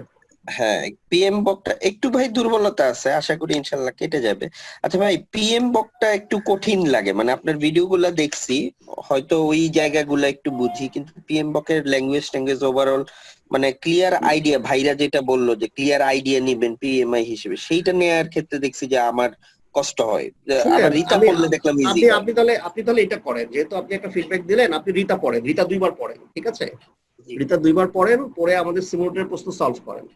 প্রশ্ন সলভ করার সময় যে প্রশ্নগুলো পারছেন অথবা পারছেন না, হোয়াট এভার, ওইখানে দেখবেন ওই এক্সাম্পল পিএম বক দেয়া আছে, তখন ওই পিএম বকে চলে যান, তখন জিনিসটা ক্লিয়ার হবে। ওই পার্টটা পড়বো শুধু। হ্যাঁ, যেহেতু আপনি এখন সোজা বুঝতেছেন না, তাহলে এখন সিচুয়েশন দিয়ে বুঝতে হবে। তো প্রশ্নের মধ্যে সিচুয়েশন আছে, সিচুয়েশনের পরে ওই রেফারেন্স দেয়া আছে, তখন আপনি ওই সিচুয়েশন ধরে ওইখানে পিএম বক করলে তখন বুঝবেন, ও এই কারণে ব্রেন স্টর্মিং হইতেছে, এই কারণে এখানে প্রোটোটাইপ হইতেছে, এই বুঝবেন আর কি। আদারওয়াইজ শুরু করেন, ইনশাআল্লাহ বুঝবেন। তাওয়া কত গরম ভাই, ঠিক আছে ইনশাআল্লাহ। ভাই হ্যাঁ বলো। 10 দিনে পরে কি পিএমপি পাস করা যায়? 12 দিনে করছে একজন, হ্যাঁ, 1% have done it by 12 day। উনি ব্যাটে চাকরি করতো, তো ওটা হচ্ছে ওই যে তুমি যেটা বললা না, ওটা আসলে বটম লাইন। উনি আসলে পিএম বক পড়ার চাইতে পিএম বক কি বলতে চাইছে ওটার মধ্যে ঢুকতে চাইছিল, ওই প্রসেস ধরছে। তো আবার ব্যাটে ওরা স্ট্যান্ডার্ড প্র্যাকটিস যেটা করে পিএম বকের সঙ্গে অ্যালাইন করে, প্রজেক্টের যে কাজগুলো তারা করে, তো ওই মিলাইছে আর কি। আমার রিয়েল প্রজেক্টে আমি কি করতেছি আর পিএম বকে কি বলছে, তো ক্লাসের মধ্যে সে বুঝা বুঝে এই কামই করছে। এরপরে 12 দিন পরে পরীক্ষা দিচ্ছে, পাস করছে। সবগুলো কি এটি? সবগুলো এটি? তখন এটি ছিল না, তখন ছিল হচ্ছে প্রফেশন, বিলো প্রফেশন, এইরকম ছিল। নাসিম ভাই কি আসছে? টেনশনে মনে সবাই থাকে, আমি হচ্ছে বলে বেড়াই আমার এরকম, এটা হচ্ছে সমস্যা। নাসিম ভাই কই? নাসিম ভাই আমার পরীক্ষা খুব খারাপ করছে, খুব খারাপ ভাবে ইমপ্যাক্ট করছে। টেনশনটা করেন না ভাই, আমি পরীক্ষাতে কনসেন্ট্রেটই করতে পারি নাই, পরীক্ষার আগে এখন বাইরে হইতেছে, এখন বাইরে আমি পরীক্ষার আগে রাতে না এটা ফ্র্যাঙ্কলি আপা, মানে আমি পরীক্ষার আগের রাতে ঘুমাতে পারি নাই ঠিক মতো। আমি 11টা বাজে ঘুমাইতে গেছি, আমি বোধহয় ঘুম আসছে আমার 5টা বাজে, আমি 2 ঘন্টার মধ্যে উঠে গেছি, আমার তারপরে শরীর কোনো এফেক্ট করে নাই। আমার খেয়াল আছে আমি পরীক্ষার হলের ওখানে বসে আমি হাই তুলছি 2বার। আমার কি ঘুম পাইতেছে এখন পরীক্ষার আগে? আমার এক্সপেরিয়েন্স শেয়ার করি, আমার মনে পড়লো। আমি কয়েকটা প্রশ্নে আমি মানে পুরা, আমি তো মানে আমার তো ইচ্ছাই ছিল যে আমি এটাকে একটা ক্যারিয়ার নিয়ে হিসেবে নিব, হ্যাঁ, আমি ট্রেনিং কনসাল্টিং এ ঢুকবো। সো আমি আসলে অনেক সময় নিয়ে পড়ছি, নট ফর এক্সাম। এখন রাব্বি ভাই, সানি যেভাবে পড়ছে আমি আসলে সেভাবেই পড়ছিলাম, আমি দুটাকে আলাদা পড়ছিলাম। This is for exam and this is for the methodology development. তো আলহামদুলিল্লাহ আমি যদি সময় দিচ্ছি আমি দুটো আলাদাও করতে পারতাম, যে if the situation is like this, what should I do and what actually PMBOK is telling. আমি এইভাবে আসলে প্রিপারেশন নিয়েছিলাম যথেষ্ট সময় নিয়ে। এরপর মানে আমার প্রিপারেশন অনেক ভালো ছিল। এরপরও পরীক্ষার হলে কিছু কিছু প্রশ্ন পড়ে আমি আমার পরীক্ষার হলে এটাও নিয়ে গেছিলাম যে আমি প্রথমবার হয়তো খারাপ করব, ভালো করব না। ফ্যামিলি বোর্ডও বলে গেছি যে ডোন্ট ডিজার্ভ এনিথিং, ফেল করবো, এইভাবে গেছি আর কি। তো মানে কোনো টেনশন নাই, একটা করে প্রশ্ন দেখতাম, লম্বা করে শ্বাস নিতাম, তারপরে অ্যান্সার দিতাম। তো যাই হোক, কিছু কিছু প্রশ্ন পড়ে আমার খুব হাসি হয়েছিল যে আমি এত পড়লাম তারপরও আমি এটা কিছুই বুঝতেছি না। এটা তো আমাদের সাথে হয়েছে, এটা তো আমার সাথে বেশি হয়েছে। আপনি কি বলতেছেন? আমি তো পাগল হয়ে গেছিলাম। মানে মনে হচ্ছিল যে আসলে কি করলাম, আমি কি পড়লাম, কি আমি পড়ছি, এত কনফিউজিং কেন? পড়লাম। বোথ দি অ্যানসার সিম কারেক্ট, কোনটা দিব? হ্যাঁ, আমার এই জিনিসটা হয়েছিল যে আমি মানে তখন আমি কিন্তু টেনশন করি নাই, আমি হাসছিলাম, আয় হায় রে গভর্নমেন্ট এত পড়লাম এটা বুঝতেছি না। আমি একটা মজার জিনিস শেয়ার করি, যেটা এই ফয়েজ ভাই বোধহয় ইয়া করবেন, এটা আমাকে বলছিলেন উনি, মানে আমাদের সবাইকে বলছিলেন। সেটা হচ্ছে যে উনি বোধহয় পরীক্ষার দিন মানে যে 10 মিনিট যে ব্রেক দেয় উনি চকলেট নিয়ে গেছিলেন। I followed the same method, আমি একটা চকলেট নিয়ে গেছি। চকলেট হেল্পস এই জন্যে, চকলেট কিন্তু খুব ভালো একটা রিল্যাক্সেন্ট, চকলেট অসম্ভব ভালো একটা রিল্যাক্সেন্ট। আপনি পরীক্ষার 10 মিনিটে আমি যে টেনশনে ছিলাম, আমি যখন বের হয়ে কিছু দুইটা মানে চকলেট খাইছি, তখন দেখলাম যে না, my nerves are coming down. It's a very good relaxant. আপনার ডিপ্রেশন যে কোনো রকমের জন্য chocolate is a very good relaxant. এনার্জির জন্য বলবো না, জাস্ট আপনার নার্ভটা কাম করার জন্য। আমি পরে হ্যাঁ হ্যালো, কি বলো, শুনতে পারি না। যাই হোক, ওই আমাদের সময় তো আসলে 10 মিনিট আলাদা ব্রেক ছিল না। আমাদের সময় আমরা ওই স্যাক্রিফাইস করতে হইতো, আমাদের 4 ঘন্টার মধ্যে আমরা একটা ব্রেক নিতাম। 10 মিনিটে আমরা নিচ্ছিলাম অবশ্য। তা আমি চকলেট নিয়ে গেছিলাম, আমি চকলেট আর ওই পানি নিয়ে গেছিলাম। তো আমার পরে মনে হচ্ছে স্যালাইন ওয়াটার নিয়ে গেলে আরো ভালো হইতো। স্যালাইন না, ওই গ্লুকোজ ওয়াটার, সরি স্যালাইন না, গ্লুকোজ ওয়াটার নিলে ভালো হইতো, আর চকলেট। তো এটা আমার কাছে মনে হচ্ছে যে I suggest that one. 10 minute যেহেতু আছে, চকলেট নিয়ে গেলে এটা মানে প্রেশার রিলিজ করে। ফল ফ্রুটস নিতে না করি, কারণ এটা চিবাইতে সময় লাগে, সমস্যা, মজা লাগে না। তো যে ফুডটা আপনার খাইতে মজা লাগে, tasty, you like that one. অনেকে দেখে না, অনেকে ফুড রিওয়ার্ড দেয় নিজেকে, আমি যদি এই কাজটা ভালো মতো করি তাহলে আজকে কাচ্চি খাবো, এরকম রিওয়ার্ড ফুড যেগুলা, ওগুলা। তো পরীক্ষার টাইমটা ইউ শুড এনজয়। হ্যাঁ, লাইফে এটা লাইফ টাইম এক্সপিরিয়েন্স। আপনার নাতি পুতুরে শুনাইতে পারবেন 4 ঘন্টা পরীক্ষা দিছি, এমনি দেখবো তখন টেনশন ফ্রি হয়ে যায়, রিলিজ। এইভাবে দেখলে জিনিসটা আসলে স্পোর্টিংলি নিতে হবে, কিন্তু প্রিপারেশনের সময় স্পোর্টিংলি নিয়েন না। প্রিপারেশনের সময় একদম খিচ মাইরা প্রিপারেশন নিতে হবে, life long, life and death case. আমরা you can make it very easily ইনশাআল্লাহ। এতদিন লম্বা করার কোনো কারণ নাই রে ভাই, সামনে অনেক কাজ আছে, আপনি শেষ করে ভালো। মজার বিষয়টা বলি, এটা আই থিঙ্ক সবারই এটা হেল্পফুল হবে। আপনারা পিএমআই মকটার প্যাটার্নটা মাথার মধ্যে ভালো মতো করে সেট করবেন। যতক্ষণ না পর্যন্ত 90 আপ আসতেছে এক সিটিং এ, ততক্ষণ পর্যন্ত দিতে থাকেন, যতবার ইচ্ছা দেন।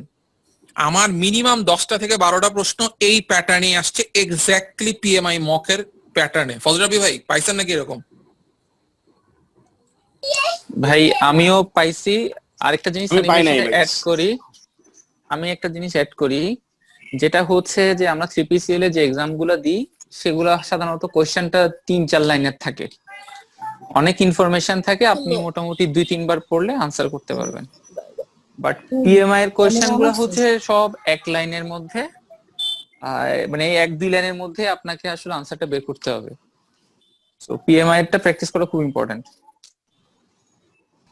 এটাই যে আসলে ওই যে প্রশ্ন যে প্যাটার্নটা, হ্যাঁ আমি যেগুলি পেয়েছি 2 থেকে 3 লাইনের বেশি কোনো কোশ্চেনই নাই, শুধু নেটওয়ার্ক ডায়াগ্রামে ওটা বড় ছিল। কিন্তু ইস্যু হচ্ছে কি যে মনে হচ্ছে কম কথা হয়ে গেছে, ইনফরমেশনটা মনে হয় কম হয়ে গেছে আর কি। হ্যাঁ, এরকম মনে হয়। আমাদের আসলে পিএমআই দিয়ে যাওয়া উচিত। বাট আমি যেটা বলবো যে পিএমআই থেকে আমি ওই প্যাটার্নের প্রশ্ন পেয়েছি আমি 1টা কি 2টা। বেশ আমার কাছে যে জার্গন গুলো যেগুলি, এগুলো আসলে অনেক রকম টুইস্টেড জার্গন আসছিল আর কি। আমার ক্ষেত্রে আমার মনে হয়েছে আর কি ওখানে আমার প্রবলেম হয়েছিল। কিন্তু কোশ্চেনের প্যাটার্নটা আসলে পিএমআই এর মধ্যে কোশ্চেনের প্যাটার্ন। এবং আমি যদি পিএমআই প্যাটার্ন বলি তাহলে আমি বলবো আসলে 3P এর প্যাটার্ন একই রকম। 3P প্যাটার্ন, 3P তে আসলে পিএমআই প্যাটার্ন মেনটেন করার জন্য তো আর কি। তো তবে 3P তে আমাদের যে অনেক বড় বড় যে কোশ্চেন আছে 5-6 লাইনের, হ্যাঁ এত বড় কোশ্চেন হয়তো বা পাবো না আমরা পরীক্ষাতে গিয়ে, 2-3 লাইনের কোশ্চেনই পাবো। আচ্ছা, এই জিনিসটা আমি একটু ক্ল্যারিফাই করি। সেটা হচ্ছে যে এটা মনে করবেন না যে 2-3 লাইন 2-3 লাইনের প্রশ্নে কিন্তু একটা জিনিস মাথায় রাখতে হবে, আপনার কাছে ইনফরমেশন কম। 4-5 লাইনের প্রশ্ন যেগুলো সিপিসি জি এর আছে, আপনি জি কোচিং জি প্রোগ্রাম জি থেকে আপনি ডিসাইড করতে পারছেন সিচুয়েশনটা। ওখানে জি কিছু সিচুয়েশন এরকম ছিল যে আমি মানে আন্দাজি করতে পারছি না যে which is the best answer, because দুটাই বেস্ট হুম অ্যান্সার। হুম ভাই হুম একদম মানে গ্যারান্টি দিয়ে বলতেছি, আমি নিজেই আমি কিছুই বুঝতে পারতেছিলাম না যে সিচুয়েশনই দিছি এতটা ভেগ যে which is the best answer, কারণ দুটাই বেস্ট অ্যান্সার হইতে পারে, হুম। আর আর এত ওই যে ক্লোজ অ্যান্সার হইতে পারে না। আমাদের আমাদের থ্রিপিতে যেটা একটা বড় সুবিধা আছে কি, যে কোনো কোশ্চেন করার আগে কোশ্চেনের ব্যাপারে 2-1 লাইন বলে নেয়, এটা নলেজ এরিয়ার ব্যাপারে 2-1 লাইন বলে নেয়, ঠিক আছে? তখন কি হয় যে আমার থিঙ্কিং প্যাটার্নটা আমার ওই প্রসেসে যায়। কিন্তু পিএমআই এর পরীক্ষাতে জাস্ট ওরকম প্রসেস মানে পরিস্থিতিটা বলে না, সিচুয়েশনটা আবার বলে না আগে থেকে, ঠিক আছে? না, জাস্ট আবার এটা প্রবলেমটা মনে বলে সরি, সমাধান। আবার এটা মনে করবেন না যে সব প্রশ্ন এরকম। ভাই আপনারা যারা শুনতেছেন, don't think that all the questions are like that. Some questions are like that, যেটা মানে আমাদেরকে একটু মাথায় রেখে আগাতে হবে। এখানে কিন্তু এটা না যে তারা আপনাকে হেল্প করছে না, অনেক প্রশ্ন, বেশিরভাগ প্রশ্নের মধ্যে ওরা হেল্প করে, কিন্তু কতগুলো মধ্যে করে না। 2-3 লাইনের মধ্যে কিচ্ছু পাবেন না, কোনো ইনফরমেশনই এরকম আপনাকে কোনো থট প্রসেসে নিয়ে যাবে না। তো ওই জিনিসগুলো খুব কেয়ারফুলি, আপনার কনসেপ্ট ক্লিয়ার থাকতেই হবে। চেষ্টা করবেন কনসেপ্টটা ক্লিয়ার রাখতে, ডোন্ট ওভার স্টাডি, কনসেপ্টটা জাস্ট ক্লিয়ার করে। পিএমআইতে কিন্তু কিছু প্রশ্ন এরকম আমি পাইছি, মানে আমার 8 বছরের এক্সপিরিয়েন্স দিয়ে আমি ভুল করছি। আমার স্কোর মানে 87% ছিল, তার মানে আমি 13 তো 26টা প্রশ্ন ভুল করছি। 8 বছর ধরে পরীক্ষা পড়াশোনা করে 26টা প্রশ্ন মানে তো হিউজ। নামে আরেকটা সার্টিফিকেট ইস্যু করা যায়, না কি ওটা বলেন? না, ডবল পিএফপি ভাই। না ওইটা এখন ওইটা না। তার মানে যে ওইখানে আমি কিছু প্রশ্ন দেখছি আর কি, যে 2 লাইনের মধ্যে সে যে তথ্যগুলো দিয়ে রাখছে, যেটা সানি ফজলে ভাই বলতেছে, এই ধরনের প্রশ্ন কিন্তু পিএমআই তে সে দিয়ে রাখছে। যেমন ওই যে কয়েকদিন আগে ফজলে রাব্বি ভাই একটা স্ক্রিনশট দিছিলেন, কেন এক্সপার্ট জাজমেন্ট হবে না, কেন প্রোটোটাইপ হবে। জি জি জি এই জিনিসগুলো আমার মনে হয় তোমরা বলতেছো আর কি, এখানে ছোট প্রশ্ন কিন্তু এত মানে এত সূক্ষ্ম কিছু জায়গা সে টাচ করে দিয়ে রাখছে। হ্যাঁ হ্যাঁ হ্যাঁ হ্যাঁ হ্যাঁ মানে মানে মানে শুধু হচ্ছে একটা একটা ওয়ার্ডের কারণে হয়তো একটা মানে টেন্স ইউজ, মানে উইল ইউজ করে সে বোঝা গেছে আসলে ঘটনা কি হবে, হ্যাঁ, ওয়ার ইউজ করে বোঝা গেছে আসলে ঘটনা কি হবে, হ্যাঁ। আমি একটা মজার প্রশ্ন বলি, আমার পরীক্ষার মধ্যে আসছিল, স্টেক হোল্ডার কি কি চেঞ্জ হয়েছে, সে কি একটা অবজেকশন তুলছে, তাকে কিভাবে আমি করব, মানে তুমি কোন ডকুমেন্ট, তুমি কোন কাজে প্রথমে হাত দিবা, কোন জায়গায় প্রথমে হাত দিবা। হ্যাঁ, ওর অ্যালাইনমেন্ট মিলতেছে না, ইয়া হয়েছে, কোথায় হাত দিবা, আমি স্টেক হোল্ডার এঙ্গেজমেন্টে হাত দিব। তার আগে just first stage, just just 3টা ওয়ার্ড, প্রিভিয়াসলি নট আইডেন্টিফাইড, তারপরে পুরো লাইন। ফার্স্ট 3টা ওয়ার্ড না পড়লে পুরা প্রশ্ন আউট। আমি প্রথমে পড়ে না, আমি রিভিশনে গিয়ে পরে চেক করছি, আরে কিরে এটা তো ভুল করে চলে আসছি। জাস্ট ওই 3টা ওয়ার্ডের জন্য পুরো প্রশ্নের অ্যান্সার চেঞ্জ হয়ে গেছে। আমি আমি হ্যাঁ আমি একটা জিনিস আমি মানে এজ এ জেনারেল টিপস হিসেবে বলি, আপনাদের কাজে লাগবে, সেটা হচ্ছে যে যেগুলো প্রশ্ন ছোট দেয়, এই প্রশ্নগুলোর মধ্যে কিন্তু কমপ্লিকেসি বেশি থাকে। আর যেগুলো ওয়ার্ডই বড় প্রশ্ন থাকে, বড় প্রশ্নগুলো আসলে বোঝা যায়। হ্যাঁ, বড় প্রশ্ন করতে কষ্ট হয়, ঝামেলা হয়, কিন্তু বড় প্রশ্নের অ্যান্সারটা কম্পারেটিভলি আমি আমার এক্সপেরিয়েন্স থেকে দেখছি ইজি হয়। আর যেগুলো 1 লাইন 2 লাইনের প্রশ্ন, 1 লাইন 2 লাইনের প্রশ্নগুলোতেই আসলে বেশি জামলাটা বেশি। আর আর যে প্রশ্নোত্তরে খুব সহজে উত্তর হয়ে যাবে, হ্যাঁ, প্রশ্নোত্তরটা আবার দেখেন ভাই, কোনো ভুল করছেন কিনা, কারণ হ্যাঁ যেটা মনে হবে সত্যি কথা ভাই, এটা একদম সত্যি কথা। হ্যাঁ, আবার দেখেন ভাই, গল্প এখানে আছে কিন্তু, হ্যাঁ। যে আমি এখানে ফারহান ভাইয়ের একটা টিপস আমি খুব করে বলবো, উনি আমাকে বারবার বলছেন, পরীক্ষার আগের দিনও যখন আমার সাথে কথা হয়েছে তখনও বলছেন, ফারহান ভাইকে থ্যাংক ইউ ফর দিস। উনি বলছেন যে ভাই খুব ঠান্ডা মাথায় পড়বেন, 4টা অপশন পড়বেন, একটা অপশনও বাদ দিবেন না পড়তে। 4টা অপশনই অ্যাটলিস্ট 2বার করে পড়বেন, তারপর অ্যান্সার করবেন। স্ট্রাইক থ্রু করেন, যাই করেন, 4বার অ্যাটলিস্ট 2বার পড়বেন অপশনগুলো। উনি ঠান্ডা মাথায় আমাকে বারবার পড়তে বলছেন। 4 ঘন্টার পরীক্ষা আমার 3 ঘন্টা 3.5 ঘন্টা দেওয়ার দরকার নাই ভাই। 4 ঘন্টার পরীক্ষা আমার 10 মিনিট আগে শেষ হোক, ঠিক আছে, কিন্তু আমি ঠিকঠাক 4 ঘন্টা পুরো ইউজ করছি, কি বলেন, আমার পুরো 4 ঘন্টাই গেছে, পুরো 4 ঘন্টা বলছি মানে পুরোটাই। আর রিভিউটা মানে ফারহান ভাই অনেকগুলো রিভিউ রাখছিল, কিন্তু আমার ব্যক্তিগত মতামত হচ্ছে ভাই রিভিউ যত পারেন কম রাখবেন, কেননা আপনি প্রথমবার পড়ছেন সেখানে সময় যাচ্ছে আপনার, আপনি সেকেন্ড টাইম পড়ছেন সেখানে সময় যাচ্ছে, এবং প্রথমবারে যে চিন্তার জন্য যে এক্সট্রা সময় নিচ্ছেন, সেকেন্ড টাইম সে এক্সট্রা সময় জন্য চিন্তা নিচ্ছেন, অ্যাটলিস্ট 3টা প্রশ্নের সময় চলে যায় আপনাকে যদি রিভিউ রাখতেছেন। আপনি প্রথমবারেই ভাই একটু সময় দিয়ে যান আল্লাহর রাস্তে, হ্যাঁ, কারণ আপনার পরবর্তীতে আসলে আপনি এখন ওহি পাবেন না যে ওহি দিয়ে আপনার সব ঠিক হয়ে যাবে। Review I don't like review actually. Review আমি আসলে পছন্দ করি না, কারণ রিভিউ সেম প্রশ্ন আপনি 2 বার সময় দিচ্ছেন।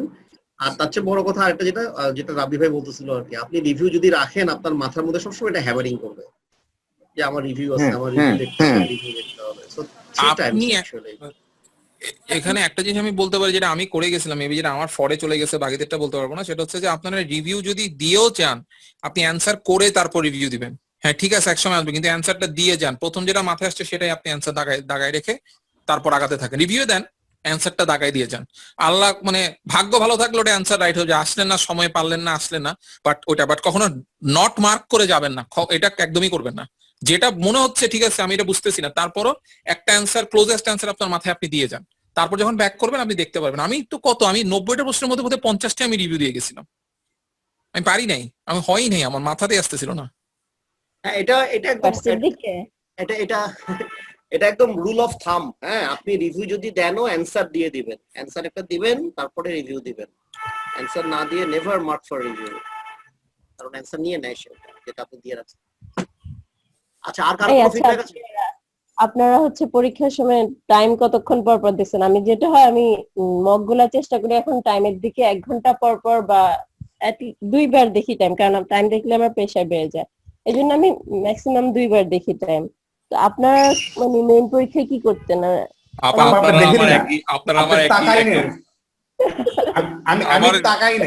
দেখছেন ভাই টেনশন সবার হয়, কেউ বলে না।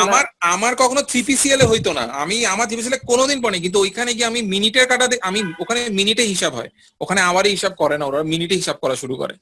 এইটা যখন ফয়েজ ভাই তখন আমাকে বলতেছিল, এটা আমার উপরে খুব একটা এক্সট্রা প্রেসার ফেলছে, কারণ আমাকে মেন্টালি বারবার মাইনাস করতে হচ্ছিল।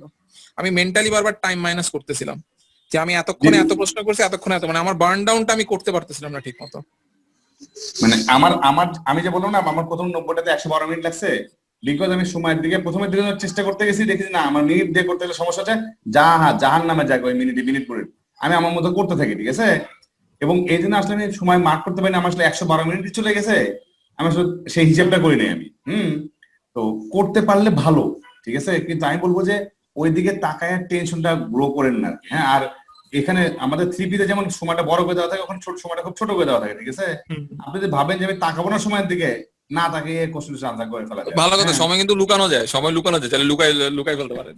হ্যাঁ কিন্তু ওই তাকাতে গেলেই টেনশন লেগে যায় আর কি। হ্যাঁ 4 ঘন্টা অনেক সময়, এটা অনেক সময় হয়ে যাবে। ঠিক আছে ফয়েজ ভাই, চোখের নিমিষে আমি বিশ্বাস করতে পারি না যে সেকেন্ডের কাটা কখনো এত তাড়াতাড়ি ঘুরতে পারে। আমার মনে হচ্ছে ইউটিউব ভিডিওতে 1.25 স্পিডে লোকজন মানে শুনে না সেকেন্ডে কাটাটা তখন বুঝা যায়। আমার মনে হচ্ছে 1.25 স্পিডে কেউ সেকেন্ডে কাটাটা কি বলে চালাচ্ছে এখানে। ওয়েল যাক ভালো হইছে, তোমরা সবাই ফিডব্যাক গুলো দিলা, আমরা যারা পরবর্তীতে পরীক্ষা দিব। এই আপনাদের 3P মকগুলা দিতে কতক্ষণ লাগতো? 4 ঘন্টা, 2.5 ঘন্টা, 2 ঘন্টা 40 মিনিট। ভাই কি বল, 2.5 ঘন্টা দিয়ে 4 ঘন্টা শেষ করতে পারে না মেন পরীক্ষা, কি হবে? না এটা না ভাই না আপু, এটা আমার পার্সোনাল বিষয়, এটা কিন্তু কোনো ইজ নট দ্য আমার এটা পার্সোনালি বললাম না, আমি সময়ের কারণে একটা প্রেসার ফিল করছি। আমি সময় 240 মাথার মধ্যে লাগাতে পারি নাই, ওটা আমার প্রবলেম, এটা আপনাদের কারো হবে না ইনশাআল্লাহ। আপনাদেরকে তো আমরা বলে দিচ্ছি, আমাকে তো কেউ বলে নাই এখানে। এই আদিল চুপ করে বসে আছে। এই আদিল পুরান পাপি, এই তুমি কিছু বলতেছো না কেন? ম্যাডাম সময় নিয়ে এত কান্নাকাটি করতেছে, তুমি তো মনে হয় 2 ঘন্টা 10 মিনিট না 20 মিনিটে পরীক্ষা দিতে পারিছো, রাইট? হ্যাঁ ভাই, কিন্তু এখন মানে আমার সময় তো অনেক কিছু কমন পড়ে গেছিল ভাই, এর জন্য মানে আমার খুব বেশি এফোর্ট দেওয়া লাগে না এই কোয়েশ্চেন গুলিতে। আচ্ছা তোমাদের এই সময় যারা পরীক্ষা দিছো, তুমি দেবাশিস দা, তারপরে এরা ওই যে তারপরে তারিক, এনাদের সময় আসলে মানে যেভাবে পিপি পরীক্ষা তোমরা রিপ্রেজেন্ট করছো না, আমাদের তো কাছে মনে হচ্ছে পানি ভাত। এখন বাকি এই যে নতুন যারা এখন পরীক্ষা দিচ্ছে তাতে মনে হচ্ছে যে না এটা এখন পানি ভাত না, এটা এখন একটু শক্ত হচ্ছে। ভাইয়া এটা ওয়েব চলতেছে এখন উপরের দিকে, তো এর নামে যাবে 2-1 দিনের মধ্যে নামা শুরু হবে, আমরা যখন পরীক্ষা দেওয়া শুরু করব। না ভাই আপনি এটা অন্যদেরকে এটা বলা, মানে শোনেন আমি আপনাদের সবাইকে বলি, আপনারা আপনাদের প্রিপারেশনে আগান, কিচ্ছু হবে না, আমরা আসি, হেল্প তো করবোই। যদি ফয়েজ ভাই বিশ থেকে আমরা হেল্প করব, আমরা না থাকলে আরো আমরা তো আসি, গ্রুপে তো সবাই আছে, গ্রুপ থেকে তো বের হয়ে যাচ্ছি না। আপনারা আপনাদের মতো করে পড়ে রেডি হন, পরীক্ষা দেন, কঠিন হবে না ইনশাল্লাহ, কঠিন হবে না। বললাম না সব কনসেপ্টের উপর, ভয় পাওয়ার কিচ্ছু নেই। ম্যাডাম ভাই, কিছু নেই ভাই। সানি ভাই, এটা রাবি ভাই, ওনারা হচ্ছে যে পিক আওয়ারে দিছে ভাই, এটা শেষ হয়ে যাচ্ছে কিছুদিনের মধ্যে, হয়তো এই যে আজকে কালকের মধ্যে শেষ হয়ে না যাবে।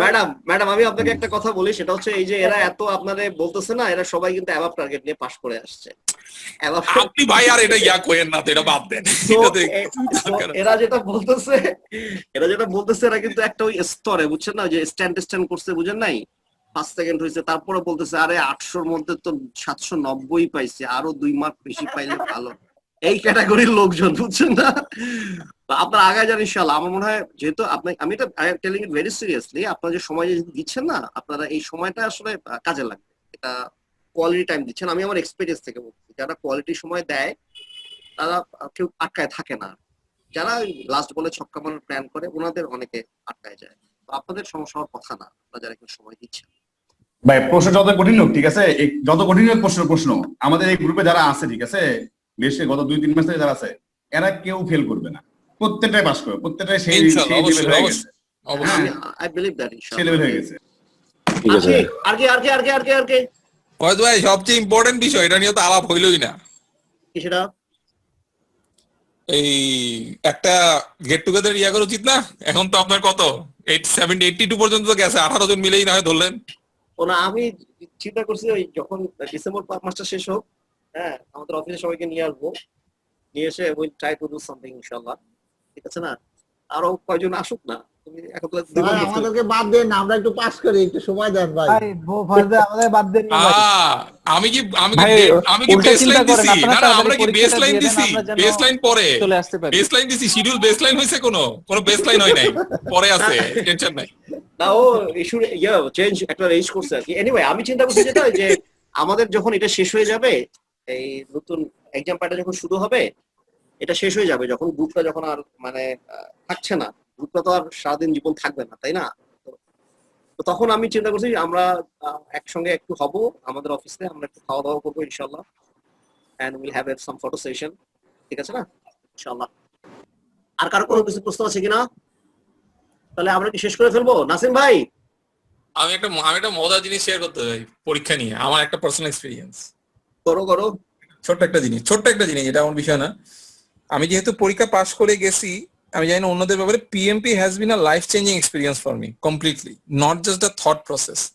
আপনারা বিশ্বাস করবেন, আমি আমার ওজন 15 কেজি কমাইছি জাস্ট সো দ্যাট আমি 4 ঘন্টা বসে পরীক্ষা দিতে পারি। আমি আমার ওজন পর্যন্ত কমাইছি যাতে পরীক্ষা দিয়ে, কারণ আমি জানি আমার কোমরের সমস্যা আছে, আমার সায়াটিকা আছে খুব খারাপ ভাবে, আমি মাঝে মাঝে পুরো প্যারালাইজড হয়ে যায়, আমার নিচের পার্টটা পুরো প্যারালাইজড হয়ে যায় অনেক সময়, বছরে 1বার বা 2বার। আমি সেটা কমানোর জন্য আমার ওজন কমাইছি যাতে আমি 4 ঘন্টা টানা পরীক্ষা দিতে পারি। So PMP is a life changing thing. যারা পরীক্ষা এখনো দিচ্ছেন না, দিয়ে দেন, কিচ্ছু হবে না, আপনার লাইফ চেঞ্জ হয়ে যাবে, এটা গ্যারান্টি। এটার গ্যারান্টি ফয়েজ ভাইও দিবেন, your life changes with PMP. PMI আসলে থট প্রসেস চেঞ্জ করে ফেলে, এটা খুব ভালো হয়, যদি অ্যাপ্লাই করা যায় তাহলে তো খুব ভালো। আমি আমার ফ্যামিলিতে পিএমআই ইজম অ্যাপ্লাই করি, স্টেকহোল্ডার অ্যানালিসিসে। ভাই এটা তো ভালো ছিল, এটা খুব ভালো ছিল। রিসোর্স প্ল্যানিং আর ইয়া সব একসাথে হয় না? এটা তো মানে কেমনে বউর লগে কি কথা কইতে হইব, তারপরে বোনের লগে কি কথা কইতে হইব, এই সব এখন সব পারি না। বেসলাইন মেইনটেইন হয় ভাই, বেসলাইন কি মেইনটেইন হয়? তখন চেঞ্জ অর্ডার ইস্যু করতে হয়।